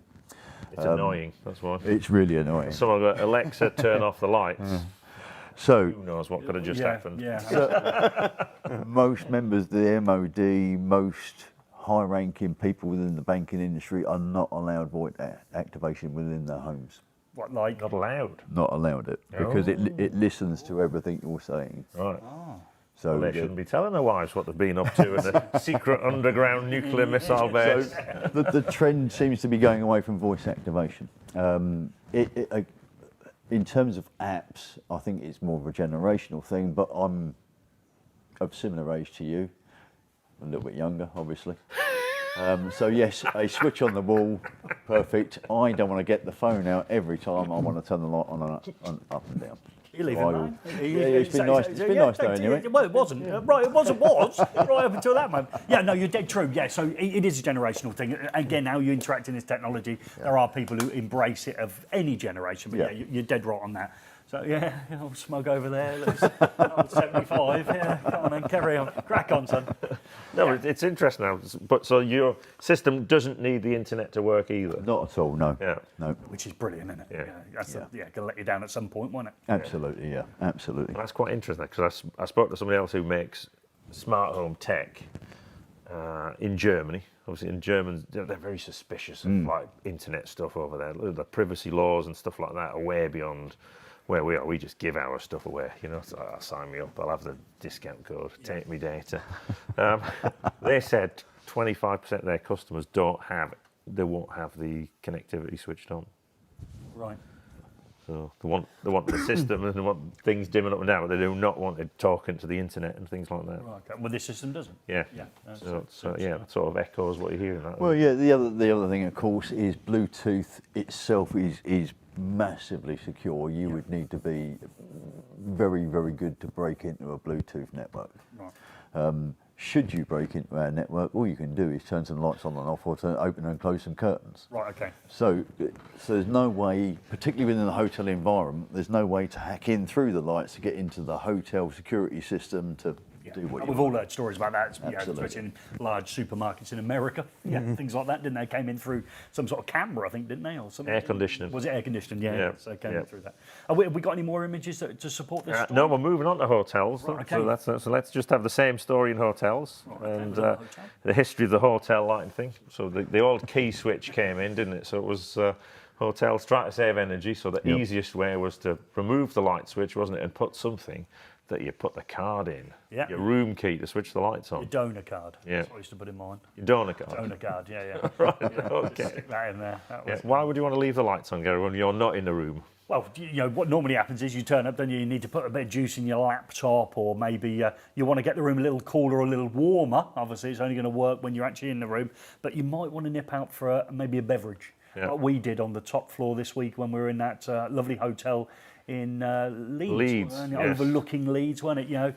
Did you manage to energise your room when you left it, or did you have to leave it as it was? No, I think I had switches in mine, actually. I don't think they were very energy efficient. And in we'll that see one. why their transitions happened in a minute. But that was it, wasn't it? We've all done that in a Premier Inn or equivalent, and we had to leave our card or a substitute card. Wouldn't want to leave your bank card in. Nobody ever puts a bank card in, do they? Imagine leaving without your bank card. But donor card for me, or a couple of business cards Right. wedged in there to get it going. But yeah, you want to leave stuff on there, you charge in or cooling or warming. Yeah.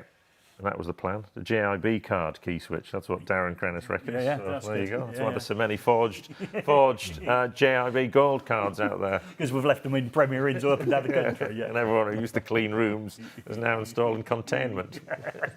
Hinkley Point. So that system, a great idea though. Let's think why they did it. Obviously energy, isn't it? We do not want people going into a room and as you're not paying for that, you just turn everything on, don't you? So that's a good system, yeah? Agree with that? Yeah, definitely. But it's been outdated, hasn't it? Well, we'll see. So, I mean, obviously, then you have the air conditioning controller in there as well, the sort of few light switches. Obviously, the air conditioning in hotels, always used to sound like a jet engine going off in the middle of the night. The American ones did, didn't they? Yeah. Ding, ding, ding, ding, ding. Yeah, all the way through, yeah. And that other problem. Wonder what the ones in Vegas are like. Maybe we'll find out next year. The other problem I always had is that there's always one light that you can't switch off by the bed. Yes. Why is that? You work in hotels, man. Give us the secret. Because they're not designed by me. Right. Yeah. Is the honest answer. No, there should be. There should be. It should be instantly work outable as soon as you walk into that room. How you can turn the light on, how you can turn the light off. It should be kept that simple. Yeah. But they just tend to go mad and put random switches in random places that you've no idea what is going to work until you try it. Yeah. And it's just. And it's like that in a hotel. The first thing you do, it's like your dimmer switches, isn't it? You're in bed, you're ding, ding, ding, ding, ding, ding, ding. There's lights going off all over the place. So you get up in the middle of the night to answer a call on the telephone that's in the toilet. I don't know why they do that either. Certain age, do. Yeah. I'm rock solid all the way through. You don't I'd get imagine you're up and down like a yo-yo, aren't you? Absolutely. Yeah. Well, then again, you're back again. It's where there's a light, and you've never been in that hotel before. No, so like everyone. Yeah. And it's and then Premier Inn put the purple light behind the bed, didn't they? Yes, they did for a while, didn't they? Yeah. And they bury the light switches in furniture as well, don't they? Actually hack it into the actual bit of wood, and all the rest of it, scrambling around for stuff. So that didn't sound like a winner to me. Doesn't sound like the future. That does it? Really? Yeah. So there must be a better way. So that's their hotels. Hold on. What we got for out next? there? I think that's where. Oh no! Oh, come on, G-Dog. There's more What than have I done here? What have I don't know. You've had a disaster this evening. Yeah. It's bless him. And then I found the opposite in a hotel in Italy. I found what's this. that? This is the world's most complicated lighting control system, and this was by the bed. So you wake up in the morning or the middle of the night, you got to navigate your way around this. Have we got reading light there? Middle right? Is that a reading light? Is that meant to be a book or is that a door? I don't know. So try and work out what some of the icons are. That'd be a classic, won't it? So is that bed light, the two above it in the centre, those half circles? Are they? Yeah, I would assume there'd be bedsides. Was that one at the bottom of the toilet? Yeah, it does look like a toilet light. I'm thinking that. Yeah. So, and then you've got the mushroom lights over there. So you've got mushrooms. That is, that's good. And I'll take the left-hand side, your heating controls. I suppose you can work that out, can you, up and down, get it a little bit... And then there's the call random person to room light, far right. The lady. Call the lady. Well, in this day and age, it could be anything. But yes, so, this call person to... MUR, makeup room. Makeup room, is that what it is? Is that a technical term? Is that what we're saying in the trade, is it? Yeah, MUR. DND, MUR. DNUR? What's that? DND, do not disturb. Right. MUR, makeup room. So you'd leave that light on and they'd indicate maybe... Yeah. Once that's pushed, there should be a little indicator light on there to tell you push the light, and then it should light out a light outside, or go down to the service desk to tell them that you want the room made up or you're not to be disturbed. Ah, see, you didn't know that, did you? So your bed was a wreck for 3 days. Now, I was going to put the photograph in, yeah? Okay. I was going to, at the start of Vegas, yeah? Yep. I looked through, what was the last time I was in Vegas? And I was like, and obviously you've got a problem with a hotel, take a few photographs ready for the complaint, yeah? Yeah. And check out. I got to the room, and it was an unmade bed. Right. Yeah, completely. It was just not, it wasn't like, it was, someone so had not clearly selected, been... just stripped? No, someone had been sleeping in it. Oh, okay. And there was like loads of writing at the side in Chinese writing and stuff like that. But what's been going on in here? No. That's it. So, yeah. It wasn't one of those hotels where you rent by the hour, was it? And I hadn't pushed the button at the side to call someone to visit. You're in a world of trouble here, go on. You might find you ain't got a ring on your finger soon. Yeah, okay, when it all comes out. Oh, no. Ask Caroline about the trip to the Wealth Hotel in Shenzhen. All right, I will do. There's always a good story in your house. Yeah, that is an absolute... Wow. Yeah.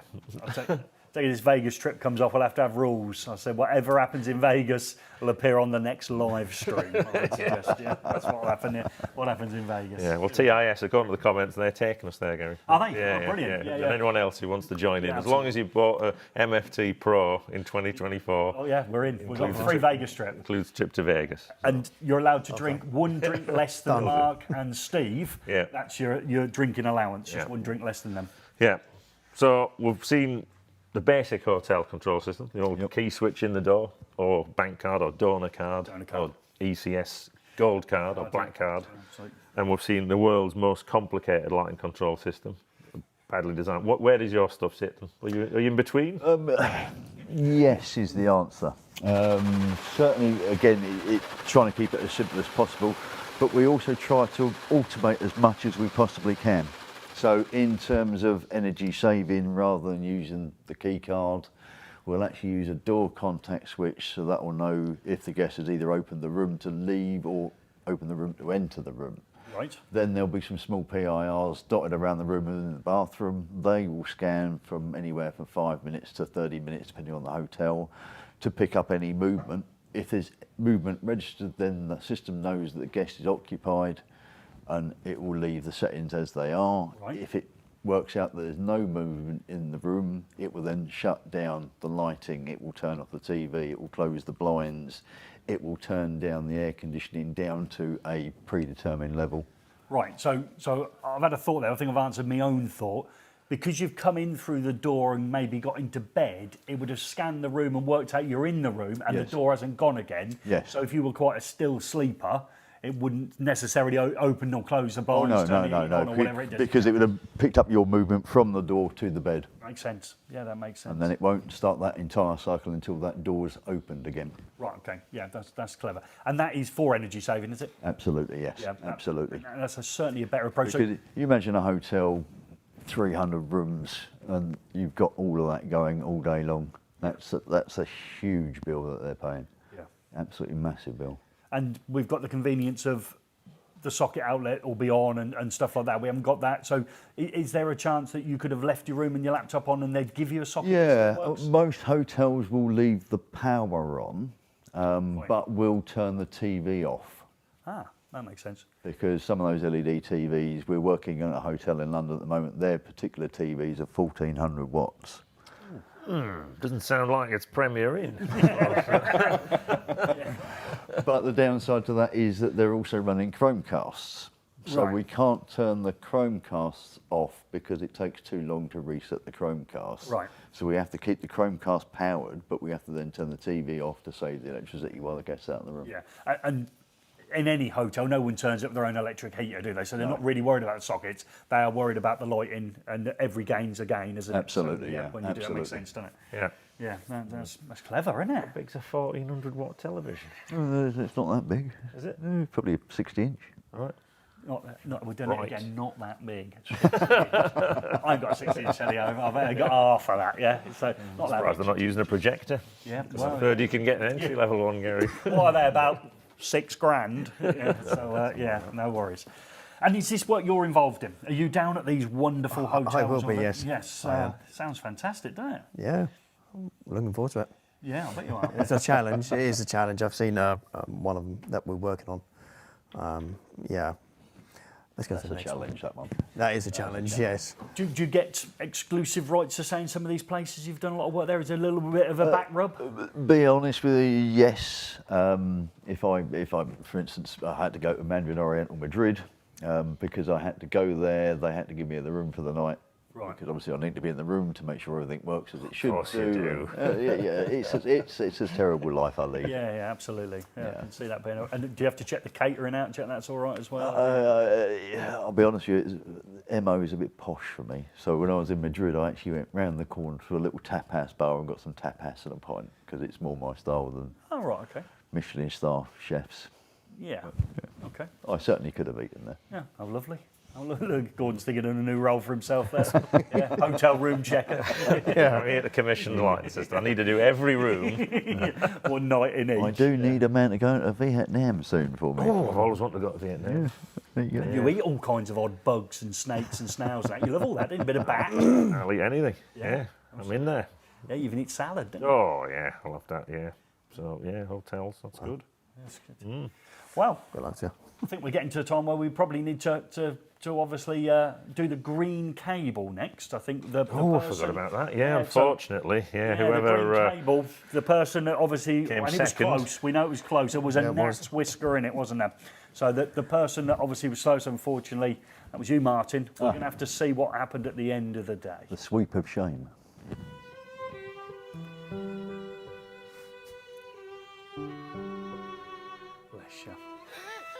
Got a whiff of a painter and decorator about you there. They're always quite thin, the old painter and decorators, aren't they? You could just see you in a set of dungarees, little braces over the top, and all good. So green cable, as always, it links in the description, isn't it, Gordon? It is, yes, it is, and it's a great service. As I say, most people generate quite a bit of scrap cable throughout the year. And it's a great, I say we're going to have a video coming out showing a bit more of the service when Ed came to cash in up here. Yeah. That people have already seen on the channel before, but you can have a chance to revisit that. You can't win the amount of cash that we got because we spent it on that night out at Christmas, Gary, with Paul Elcock. yeah. Easy, Tiger. Yeah, because I know it's on that other thing. And just remind me how much it cost me to join the Green Cable Brigade. It is free. Okay. As long as they're obviously covering your area. Yes. If they're not covering the area, you just have to wait until they get there. So they are nearly at Watford. Yes. Okay. So there you go. You can have a little copper wheelie bin for the Christmas Christmas fund. We'd give them a go. Okay, and links in the description if you want to get involved in that. We would appreciate that, and I think so would the environment. Yes, it is. And speaking of Christmas, obviously, what gifts turned up at Christmas? I think we're best take a Rick. Rick's found an absolute treat, and I hope you enjoy this epic. Rick's Tool Time.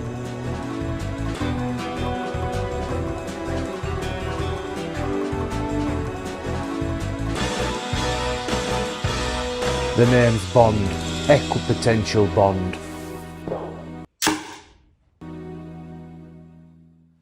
Electrical work is easy. All you have to do is get a cable from A to B and make a few connections and it's back home in time for tea. Sometimes the distance from A to B is considerable, and like I've seen from Q's lab, electricians have concocted numerous ingenious methods to help the cable on its way with minimum effort in terms of moving ladders, lifting floors or removing ceiling tiles. From the classic taping of a few trunking leads together to more fancy kits such as cable rods, and of course not forgetting our favourite method of sucking cable through conduit with a vacuum. Of course, here at eFIXX we are always looking for new ways to make the job easier and bulk up our tool bag. Over the holiday season, while munching my way through the contents of a Lewden advent calendar and watching a few classic Bond movies, I've been pursuing the pages of a well-known online retailer who offers free delivery.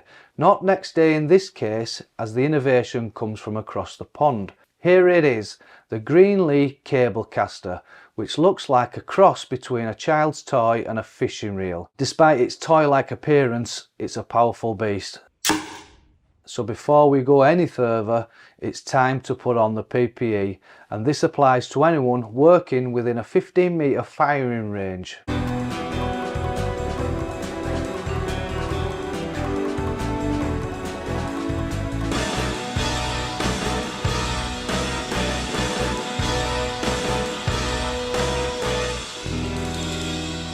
So let's pretend we work in the world of data cable installation, a place where wiring regulations don't apply. A common mission for the data installer is running a new cable across a suspended ceiling. So let's get this set up. Right, so we pick up the dart, we'll take out the lead here, we will pass that through the hole in the top here. We need to make sure that this position here is forward, which is the launch position. We pop the dart in the front and then it's ready to go. So if we're not ready to fire yet, we just need to move this into the safety position, which means that we're not going to be able to shoot this thing. When we're ready to fire, we need to press this in here, which allows this to run away freely. And when we're ready to fire, move that into the launch position. If you're using a heavy cable, tie a heavy string. If you're using a light cable, then just reel it straight in. If you are thinking what I'm thinking, trunking lids are still a quicker option and don't require body armour. Hello Max, how are you? Not bad, Ricky. Can I have 2 lengths of mini trunking, please? Just the lid though. Just the lid. Good job. We're on special offer today and it comes with a box. Spot on. Let's take a closer look at some of the other features. You might be looking at the body thinking there's a sight to look down. Well no, wrong. This is a collar designed to house the Greenlee Pocket Light UPC 46500. However, this is purchased separately and unfortunately I couldn't find it. So it looks like I'm shooting in the dark. Sorry to interrupt, we've only had the Cablecaster a week. It came with 3 darts, now we've only got 1 left. One is on the roof and another one is in that unit somewhere. Luckily the darts are glow in the dark, so you can easily find them in the dark. If not, you are supplied with 3. So have another go. The darts are manufactured from an ABS plastic, specifically acrylic. How do you pronounce this one, Joe? Acrylonitrile butadiene styrene. According to Google, it has a high impact strength. There is a small hole at the tip adjacent to the locking system, allowing us to tie the line to. What about in more confined space, such as firing through a set of floor joists? Will the dart's slick aerodynamic design enable it to cut straight through the air, or will it ricochet around like Gary's last attempt at clay pigeon shooting? That were a fluke. As I flick through the supplied manual, I can see that there is a bit of maintenance required on the device, ensuring the body is clean and salt free, so I'll have to keep it away from my fish and chips. It also says we need to keep an eye on the darts for wear, especially on the locking end, as you don't want it to accidentally discharge due to a worn end. The more I read into this manual, the more I'm beginning to wonder if someone is having me on. It goes on to say the line is to be replaced every 200 uses. Well no, I'm not changing it until it runs out. Additionally, it suggests I need 4 to 6 kg fishing wire. With regards to how much line is on the reel, it isn't specified. However, should you need to refill or replace the line, you'll need to twist the cap here and gently work the end off. I think I know where this tool is heading, but please help me confirm my thoughts. So let me know what you think. Is it great or is it a gimmick? Get your votes in, but till then, I'll see you on the flip side. Ta-da. Wow, that was a that was an absolute epic. That one, yeah. Oh, there's people thinking somehow we got inspired by some, I don't know. What did we get inspired by? Don't know. Some the attaché case, yeah, and a little the attaché bit of case, moving circles, and all the rest of it. Brilliant, brilliant in some ways. I think the way Rick put that video together, and it'd be really nice to find out where Rick is. So maybe we could see where we think Rick is today. Where's Rick? Yeah. Ah, okay. He's working a night shift down at McDonald's as he improves his catering knowledge. Okay, so he's down there. Notice, you know, poor old Rick, no stars Rick. He ain't even at the stage, he ain't got a badge yet, so bless him. So he's working towards his badge, followed by his first star. Okay, Yeah. so I think he put that together brilliantly. Okay, Yep. that's good. So from across the pond, it was still from that retailer that we usually say, but it was not next day, was it? No, it took a few days. It took a few days. for it to And get to yeah, us. Greenlee, a big company actually, the same company that owned Klauker. Oh, right, they own that. Ultimately, yeah, and they've got that. So yeah, so put it in. Is it great or is it a gimmick? Where do you think it should be? On the board? Should it be up at the top with the Makita coffee machine and the spit and things like that? All those great tools up there. Or should it be down hit the bottom with the Makita coffee machine. Please don't be influenced by Rick's decision, obviously, at the end there. It's down to you. Is it great or is it a gimmick? And then the final decision, unfortunately, Martin, I don't think you've realised, but you are slightly underneath the tool from above. So in a minute, we're going to be embarrassing ourselves. I'm going to need you maybe just to do the button for me back there, Phil. So when we get to it, I'm sorry, Martin, the old pride's going to be on the floor in a minute. And you are got an idea for it though, Phil, did you? What? For the Cablecaster? I did. Sky engineers, they could do with it. There you go. Ping it over the roof. Coax on it. Yeah, that's straight it. over. BT, yeah. Pull it nice and tight, and that's it. One clip at the bottom, one halfway, as far as you can reach with a hammer. Done. I love it. They love it. Yeah, that's ideal. So if you're a television aerial installer or occasional data cable There's person, another one at the other end. Yeah. I think it was worth trying actually to see if you could do it. If you could shoot it over the roof of a house. Yeah, well, we can, can't we? Or solar installers. I've heard some of them are a bit. Panel on the back of it, pull it up. Yeah, fantastic. Those string cables up onto the roof. You know, another reason you don't need the scaffolding. Yeah. There's plenty of them. Scaffolding, yeah. Right, so hopefully you've put yours in. So is it great or is it a gimmick? Unfortunately, this is our time to be on our hands and knees, Martin. So we're going to go over here and we're going to summon the tool from above with the following sign call. So I'm just going to move your chair slightly and then we'll have to move it back. So please don't sit on it. So if you want to come this side so you're nice and close, and I can put my arm around you as we do this. So we're going to use the following call to get the tool from above down. So are you ready for this one? Yes. We're going to go tool.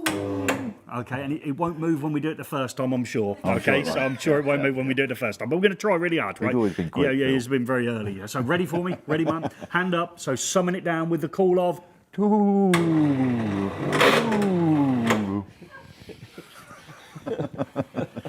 He loves you, doesn't he? Okay, and big tall lad. Let's have a look what's in here then. So you've got the Cablecaster, okay, and be careful. Oh, we're dark. Is it loaded? No, it's. It's got it though, hasn't it? I didn't realise it was in there. So there we have it. So do you want to hold the Cablecaster? I can't say what it looks like because I think we'll get demonetised. But there you go. So there's your thing. And now we're going to look at the wall. Right. So we're going from bottom left-hand corner is an absolute gimmick where the coffee machine should live. Yep. Okay, and we got all the way up to where we've got spit. Spit's about 10.6 up there, nearly at 11. And then we can put it anywhere in there. Is that a tool that you think, with your vast electrical knowledge, that would be something that maybe be in your toolbox? I think it would. Whoa, okay. But I have to say the quality of it doesn't seem to be. It's not. No, you wouldn't want to stand on it, would you? No, okay. Do you do a bit of fishing?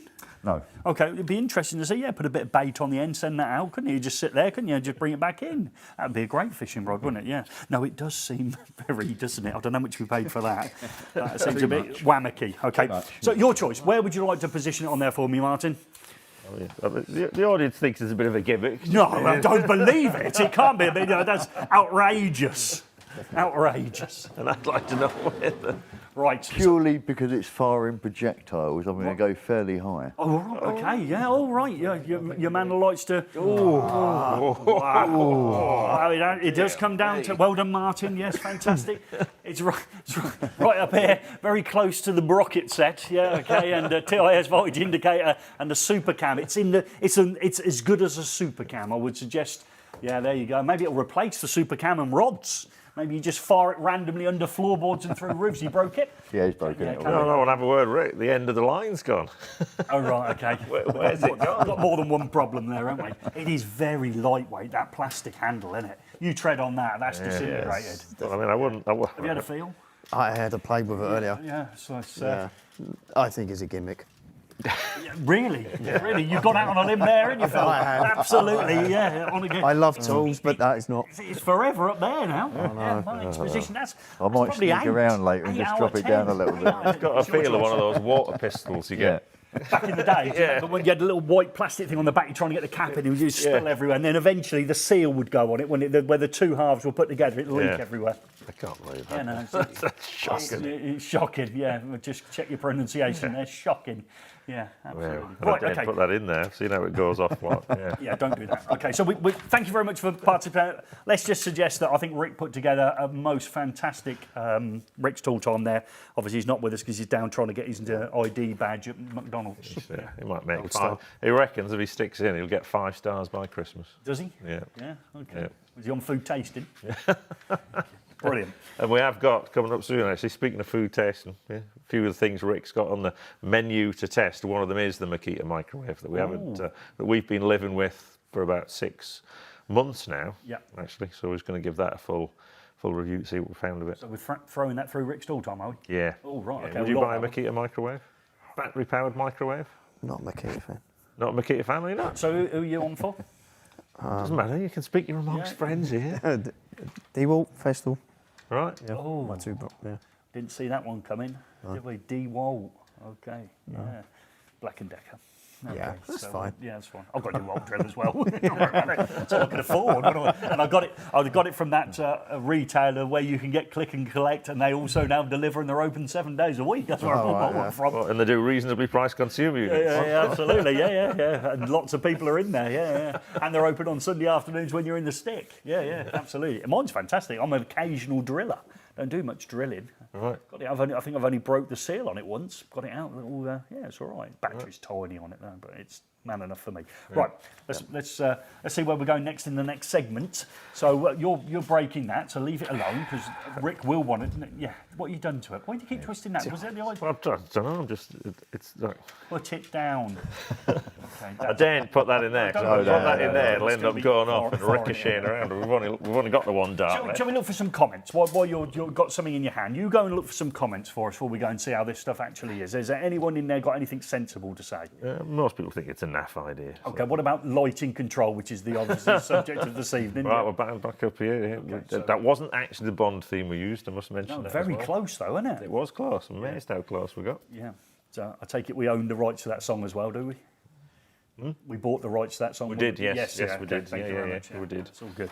Yeah, let's have a look. Talk amongst yourself while Gordon tries to find any decent comments. If you've got a decent comment in, Gordon's currently not trying to find it, I would suggest. Someone stayed at a hotel where the AC had an occupancy sensor. Yeah. So that's a one. Yeah, okay. I used my press card when we were at Disneyland in Paris. Say that again. You used a what? Press card. Press card. Okay. Yeah, that's good. Disneyland Paris. Yeah. Can't remember what was in my hotel when I was in there. They probably did have that. It was back in the day. Right. So look. Any others then, Gordon? Wireless switches. A lot of people. I mean, people are either way on wireless switches. Obviously, the big advantage with wireless switches is two-way and intermediate. So well, there ain't no such thing, is there? Yeah. It just keeps going, can you? Yeah. How many switches can we have? Up to 8. 8. Yeah. So it's two-way and a lot of intermediates. Yes. Yeah. So yeah, that's good. 8 switch positions. 8 on the panel. No, 8 per circuit. Oh, 8 per driver. Yeah. Oh, right, I was thinking 8 per house. That doesn't sound No. right. So in a room, I could have 8 switching positions. Yes. Yeah. That's a big room. Yeah, it's a lot of switches. But again, no wiring. Yeah. So fantastic. Corridor switching would be great then, wouldn't it? If you had to do it, if you weren't doing it on I think sensors. the naysayers may have experienced some RF wireless control systems which were purely line of sight and very best case scenario about a 10 metre distance. They were always quite shocking. Right. So, but yeah, it's Bluetooth's properly robust. completely different league. Completely different league entirely. Yeah, that's good. And the thing is, you can always move your room around without having to change your wiring. Just move the switch to a new location. Yeah, absolutely. Yeah, and that works brilliant in offices and places like that, doesn't it, as well? Yeah, when you've got those sort of things. Yeah, we do a DALI option. Well, we do 2 DALI options. We were at the integrated show, and there was a couple of our competitors there who also do DALI wireless. Right. But all they do is DALI broadcast, so everything on, everything off.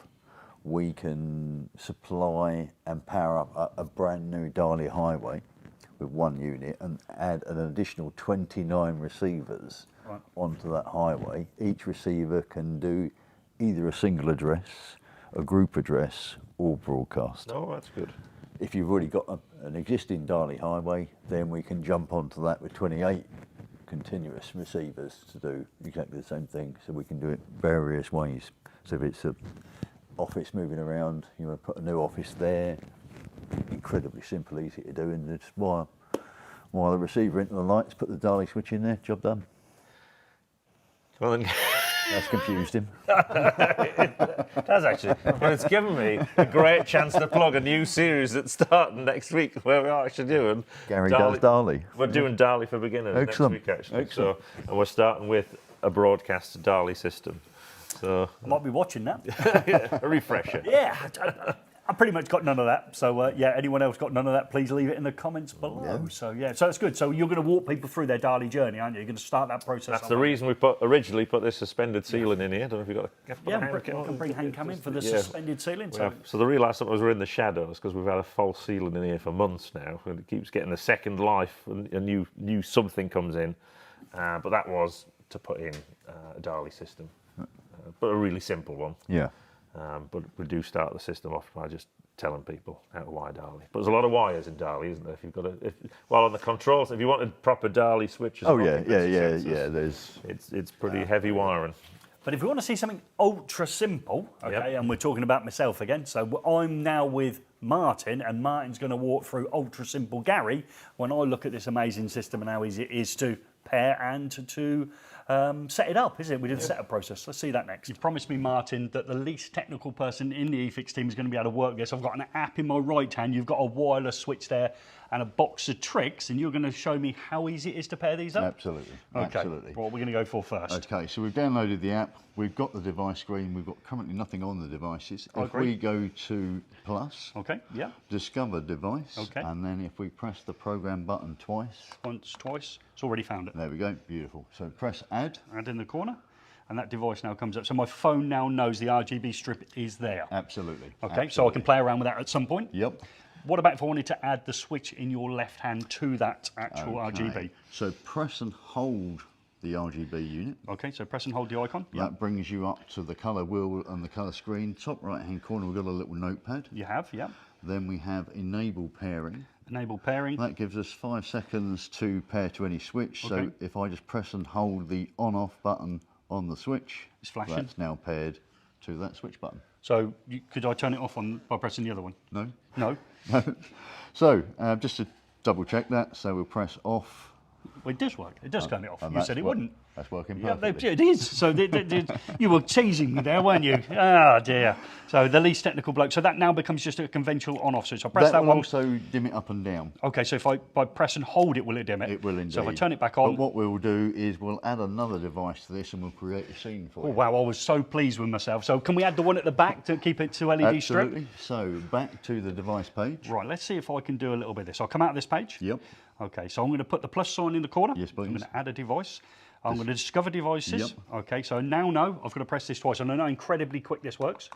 Okay, it's come up. I'm going to hit add. Yep. And I bring it in. And now I've got that appearing there as well. Perfect. So let me try now. So if is it press and hold this one? Yeah. Okay, and then I go in the pencil in the corner. That's it. And then I want to enable pairing. That's it. Okay, so I'm going to hit enable pairing.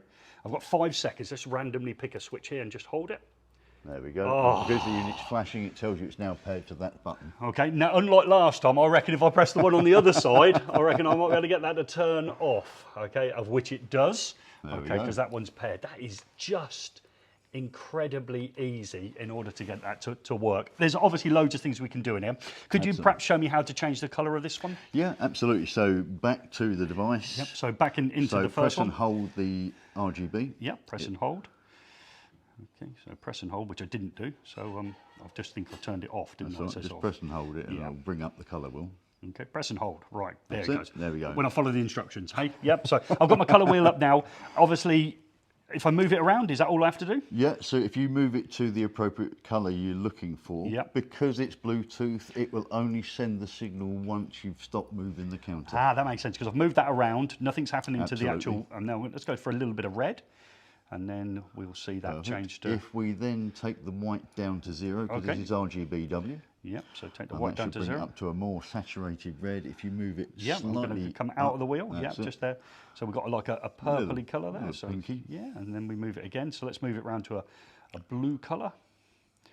And then I'll take my finger off, because if you don't take your finger off, it doesn't change. Absolutely. See, I've got that one, Martin. So I'm happy with that. I've set it to that blue colour. How do I make sure that the system knows that it actually wants to be blue at any stage? So. Right, so to create that scene, all we need to do, once you've got your settings and you're happy with that, and whatever scene button you want, if we press and hold scene button 1, the unit will flash. That is now programmed to constantly come on to blue. Right.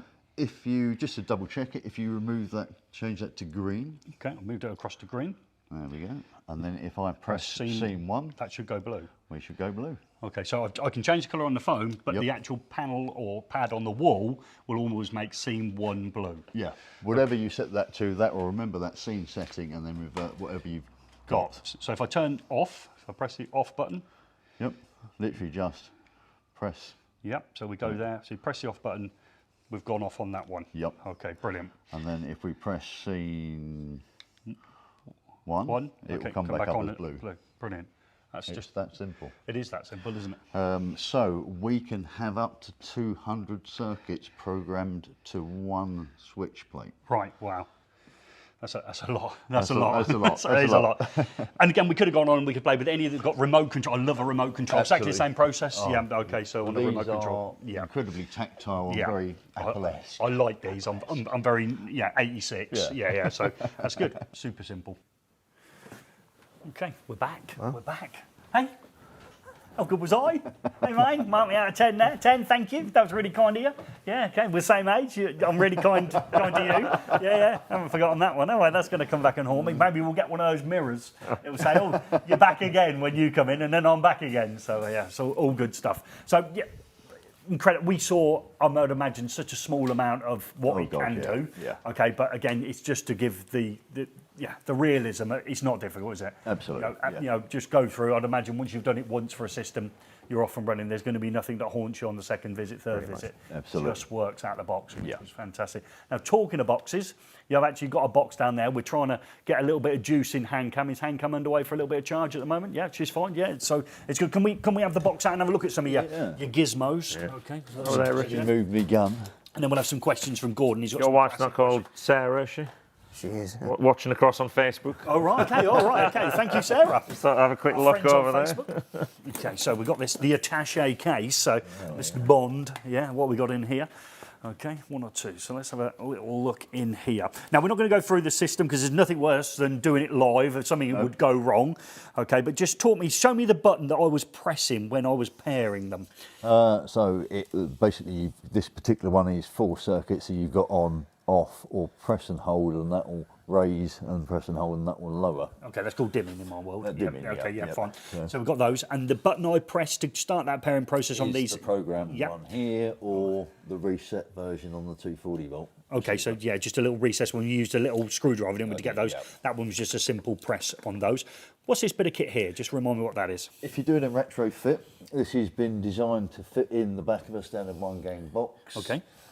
It's 20.6mm high, so ideally you need to be using a 35mm box or deeper. Okay.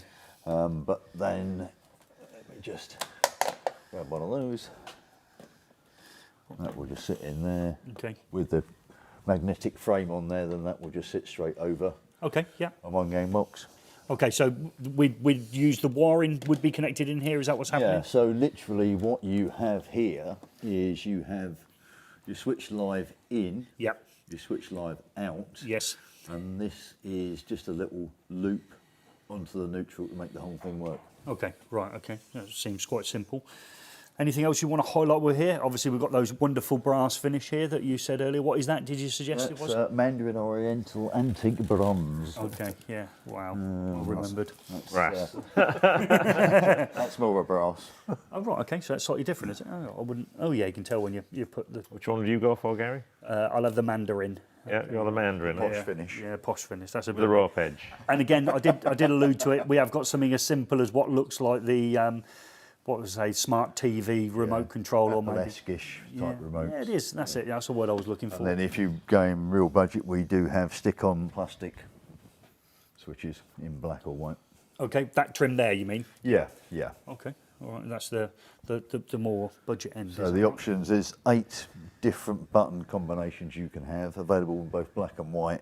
Yep. Then we have 8 flat plate finishes as standard, but we can also custom match to literally any other finish, provided we've got a pattern. Okay, yeah, brilliant, lovely. Yeah, that's a decent case in there, and I was expecting some sort of wristwatch that sort of shoots out wire that I can use to pull cables in on.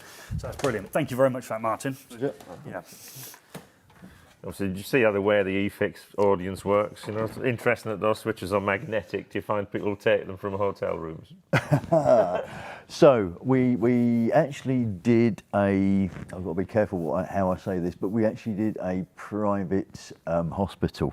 Right, okay. A secure private hospital, shall we say. Right, yeah. So we have actually designed that with security screws so the guests couldn't remove them off the wall and hit other guests with them. Right. Right, okay. So you're not only, when you're in a hotel, looking to borrow the towels and the slippers, you're looking for the surrounds on the light fittings as well. Is that what our audience is suggesting?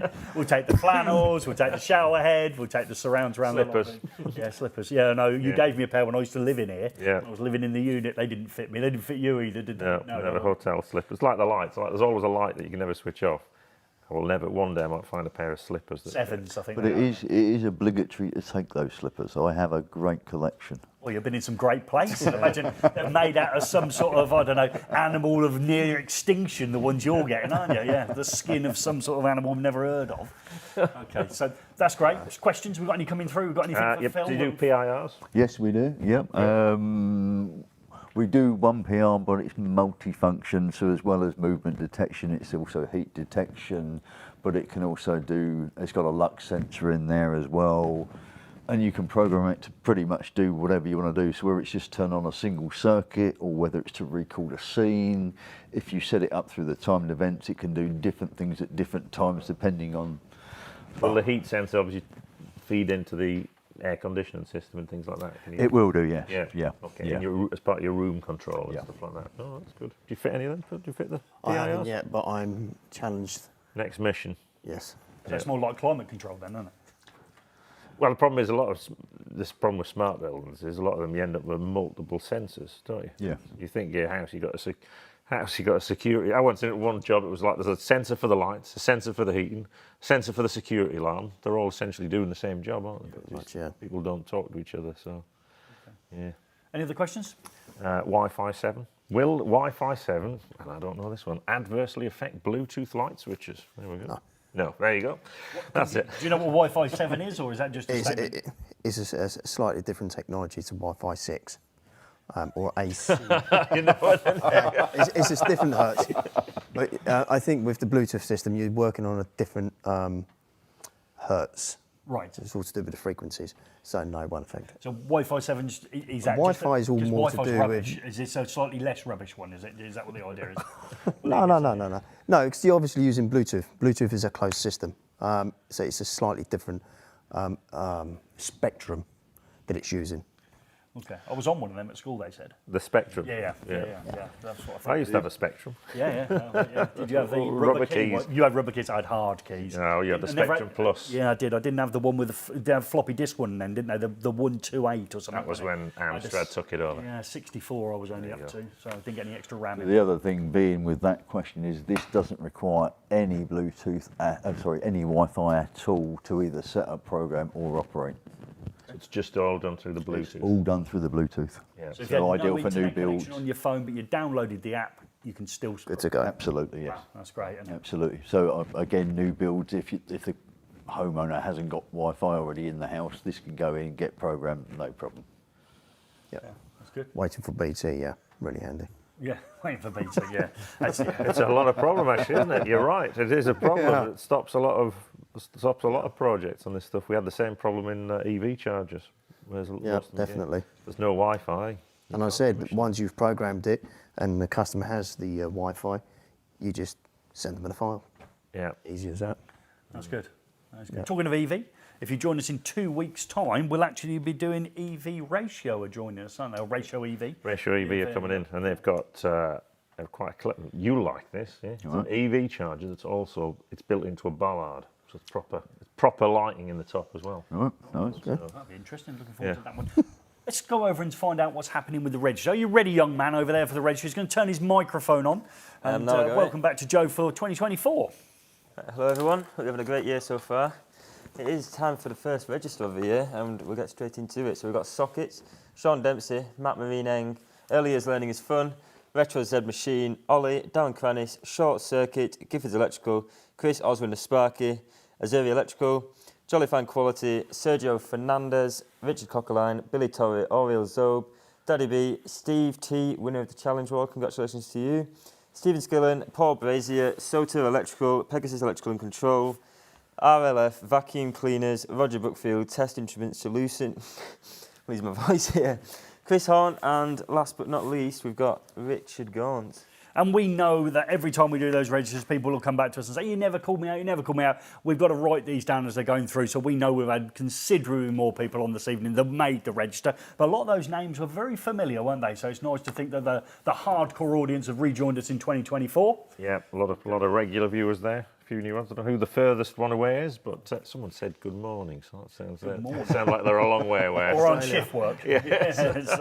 So, their body clock's all over the show. Well, we'd like to thank our guest, wouldn't we, Gordon, for coming in today? Okay. Yeah, we are at that stage. We would. I'm just checking. We're going to talk a little bit about 30 under 30. We would. Yeah. Okay. Has someone got an apprentice that could enter? Yeah, we have. Yeah, so the 30 under 30 award. So we've streamlined.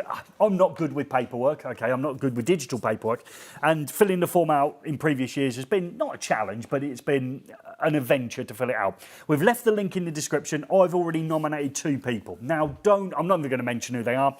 It doesn't mean because I've nominated 2 people that they've got a cracking chance of winning. They will go through the same process what I'm not involved with in order to get through to wherever they get through or they get eliminated. What's the most obvious way to get eliminated on a 30 under 30, Gordon? Is not to enter. Okay, yes. That's the easiest way. So loads of people always say it was, well, I never win awards. And I said, well, did you enter? No, absolutely, you don't.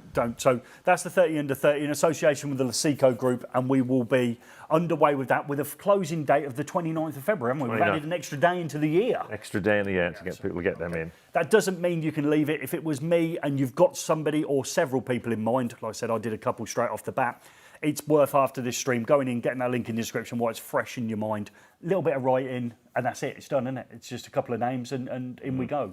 System's finished. Now, you suggested straight away, Phil, that you might have somebody in mind. Yeah, definitely. Name the person. We don't want to get that hopes up. No, we're not going to name any people. Okay, so... yeah, definitely. What straight away thought that this person might be somebody you might want to nominate? He's really good.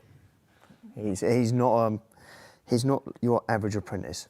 He's a very good apprentice. Okay, there's a key word for you because people think it's got to be, say, somebody who's 29 years old, built a business. No. Perhaps Nick Tucker being a great example, who won an award last year. We celebrated somebody on their first sort of run of the ladder. We've celebrated people right at the end of it, and this apprentice sort of coming towards the end of their time. He's coming towards his final year. Yeah, okay. And, he deserves it. Okay, so you've got high hopes for him moving forward into electrical industry. Yes, they're the sort of people that we're trying to unearth, aren't we, Gordon? Along with people that are very entrepreneurial, set up their own business, maybe breaking into new sectors, as well as people that are going to do that, but maybe it's just got a little bit of leg room in them in order to get through. Yeah, so have you nominated anyone yet? There's a few people I've seen on my travels. Okay. I've nominated, so I've put a few in, but there's a lot of entries in, so it looks like it's going to be tough this year. Okay. But that's not an excuse not to enter. All great people win. Yeah, that's it. So if you think you're nominating somebody who deserves it, if we take Mazin from last year, he was a level 1 learner, came to this country about 7 years before. He had to learn English, so English wasn't his first language. The Niels ESOL course, he got nominated by his college, and that was Oakland's College in St Albans. They nominated him, okay, and he was at the awards, so he sat on my table. He just couldn't believe it, that he'd won an eFIXX 30 under 30 award. He was lucky there to go on your table, though, wasn't he? Well, it was he won an award, and then the downside, we ended up on the table with you. Yeah. That's not the truth, though, is it? So he was quite pleased with himself. So don't rule anyone out. Don't rule. It's just the age, isn't it? So how old do you have to be, Gordon? Well, you have to be under 30. When? at the 1st of January 2024. So you could have, on the 2nd of January, you could be 31. Yeah. You're still in. Yeah, as long as you were under 30 there. So that's great. So it could, so we're in on those. So that's that. Before we go on, there's one question. People always ask us. Yeah, there's 2 questions. Always people ask us when we do something on products. Well, no, there's 2. There's always 2. There's 2 questions when we got one. What are they? I don't know. Where do I find the prices for the product? Through where do you get it from? Right, okay. So we have a few distributors based throughout the UK. What we're trying to do is increase that distributor base. We are, being honest, we can actually be fairly picky. We only want to deal with independent wholesalers. We don't really want to deal with the nationals. We are looking for about 15 distributors maximum to cover the UK. Yep. Because we don't want it in every wholesaler. We don't want a bun fight on price and everything else that goes with that. We just want to keep it nice, easy product, easy for the electricians to install, no problem for the wholesaler to sell. Everybody makes good margins on it. That's what we need. Very good. Are they going to be on the website? All the stuff, all the spec sheets, all the technical bits and pieces, all the videos are all on the website. Prices will be available through distributors, or they can contact us at the office and we can give them the trade prices. Very good. Good. That's a classic Oldfields, that sounded like. They ought to be one of the distributors, I would suggest. I will point out it's very competitively priced against the competition. Oh, right, okay, competitively priced. I like that. That's a good word. We did a lot of homework. Yeah, that's really good. So, no, we'd like to thank you ever so much for coming in and spending some time with us. And just look up there, Phil, you got that moment. You're in the top 5, you and Jake Hardcastle there. Is it Jake Hardcastle on the same time? Yes. You and Jake Hardcastle. And Jake was he top of the leaderboard for a short amount of time? I think he was, wasn't he? Yes, he was. A couple of weeks. So that was once the fastest time on the board. It's not now, it's the 5th, but it was once the fastest time on the board, And, that's fine. Just got to look over it. You've looked at your name up in lights all night, haven't you? I'm happy, mate. I'm happy with that. Yeah, and to be in the same vicinity as March Hodgson, I'd say that's a great place to be, I would suggest. I think I ranked him as the nicest person ever to take on the challenge wall, but maybe you're in the same company as him. How's that sound? Oh, that's very, very nice. Because we're similar age, That's why I've said that before. Mark likes a hotel as well, so perhaps that's the hotelier's zone. He does. He likes lots of beverage, as we can well say. And he pinches the slippers as well, so there we go. And he's got big feet and they don't fit him either. Okay, so we would like to thank everybody who's joined us on the live stream, whether you've been on Facebook, of which your good wife was, or whether you've been on YouTube watching us. Remember your comments, if you're not watching this live and you're watching it actually on catch-up, remember your comments will help drive future streams that we do have. And next time out, we think we're going to be having a delivery. Where's our delivery going to be coming from? I'll fess up now, I've spent nearly £100 on Temu. Temu? Yeah. Okay, just for the people who don't know what Temu is, what's Temu? It's a Chinese-based online retailer that does free delivery. It just takes a little bit of time to get here. Yeah? Okay. So you're probably talking a week to 10 days. Okay. So I'm expecting a right load of parcels to turn up at my house over the next few days. I've got some gems in there. Right. And we're going to go through them at some point. We'll find a way how we hand them out for the team to look at. But there's some. Yeah, there's always some interesting things. If anyone's been on Temu, it's a little bit odd. Have you been on there? I haven't, no. No. You're not Temu? No, it's never on me. Oh, you haven't really delved in that. No, Rick's our Temu guy, and that's why his toolbox is so heavy. Yeah. So, yeah. Well, I don't know what you brought. That's the classic, there's all sorts coming in, and some of it might be useful, some of it might be absolute tot. So it could be on the cable. What was it called? The Cablecaster, was it? Well, it could be in that realms, or we're not even getting to the dizzy heights of Cablecaster. I think the Cablecaster is pretty bad. And there's just one last thing we need to touch on before we go, Gary. It was at the end of our intro, and we've skated around it. Oh. Let's just have a look at the mobility scooter, Joe, just to see what's going on. Let's have a look here then. So. I think it's a little bit of the future. New electric vehicle? Yes, it is. I've gone green, so easy to charge at home. Absolutely, yeah. And on a 13-amp plug top, no PEM fault protection required for that bad boy. Okay, you can just see that. That's the real reason we had it. So this is my mum. I set it to a reasonably slow speed. She'd probably done about 50 yards at this point. Straight away, worked out how to turn up the pace, and off she went like a mini rocket. She did. It does look like she's just ditched you. Yes, she did. Yeah, I mean, I had to jog up the hill. Yeah, I had to turn it down every time we were in it. So yes, so it's. My mum has some issues walking, and then obviously that affects your mental health when you can't get out of the house at 82 years old. So when she came on holiday over Christmas, when my wife turned 50, so my wife had a birthday when we were away, and I got it for the day for her, and I think it could be something that she can explore now. She just mentally didn't want to be the person that was in one of those type of vehicles. She loved it. What we did at Centre Parks to get her out and about, and she went out in the day and out at night. I think she saw some great value in it, but I saw some great value in it. Just watch that back again, John. You seem to have too much value. I mean, look at this. Great. It's like obviously, that's me just being a little bit comical, but there we go. But yeah, what a classic bit of kit. They are lovely to get around on. So yeah, it's all good. Yeah, that is pretty quick. They are pretty quick. It's more than a brisk walk on flat out, and I'm sure there's different versions. I think this is probably your lower end version. I reckon when we get to that shop, I reckon 3.5 grand of alloys on it. Maybe have a dice at the front, yeah, all sorts of air freshener. Look about that character. There is Doctor a Who. cracking video on YouTube of one of those that someone's put a tuned two-stroke motorbike in. Oh right, okay, Which is pretty rapid. Yeah, imagine you get the front wheel up, can you? Oh yeah. It's classic. So yeah, so that was the reason we had that. So no disrespect for anyone that has to use those things. It's an absolute. It could be a real winner for my mum. So I just had a little go on it. So yeah, fair play to people. Yeah, get out and about. People have, And Richard got his nan's got one. So perhaps the two of you could team up. Yeah. Yeah. Bring it in there. Yeah. A little race. Yeah. Get in the back of the van. Yeah, it's good. Yeah. He's bound to have some. Yeah, like I said, he'll have a tuned up version. And obviously, people have loved the Bond thing. Yeah. We could do Doctor Who. Yeah. A couple of Daleks. You could be Davros. Remember him? No, I don't. All right. Davros? When he loads of money, when he is mate. Was he mate Davros? No, I don't know. I don't know who Davros is. Davros and the Daleks, if you remember Davros. No. I will look it up afterwards, you'll be delighted. Yeah, I bet I won't. Okay, thank you ever so much for those people who have joined us for the live stream, whether you be on Facebook and whether you be on YouTube.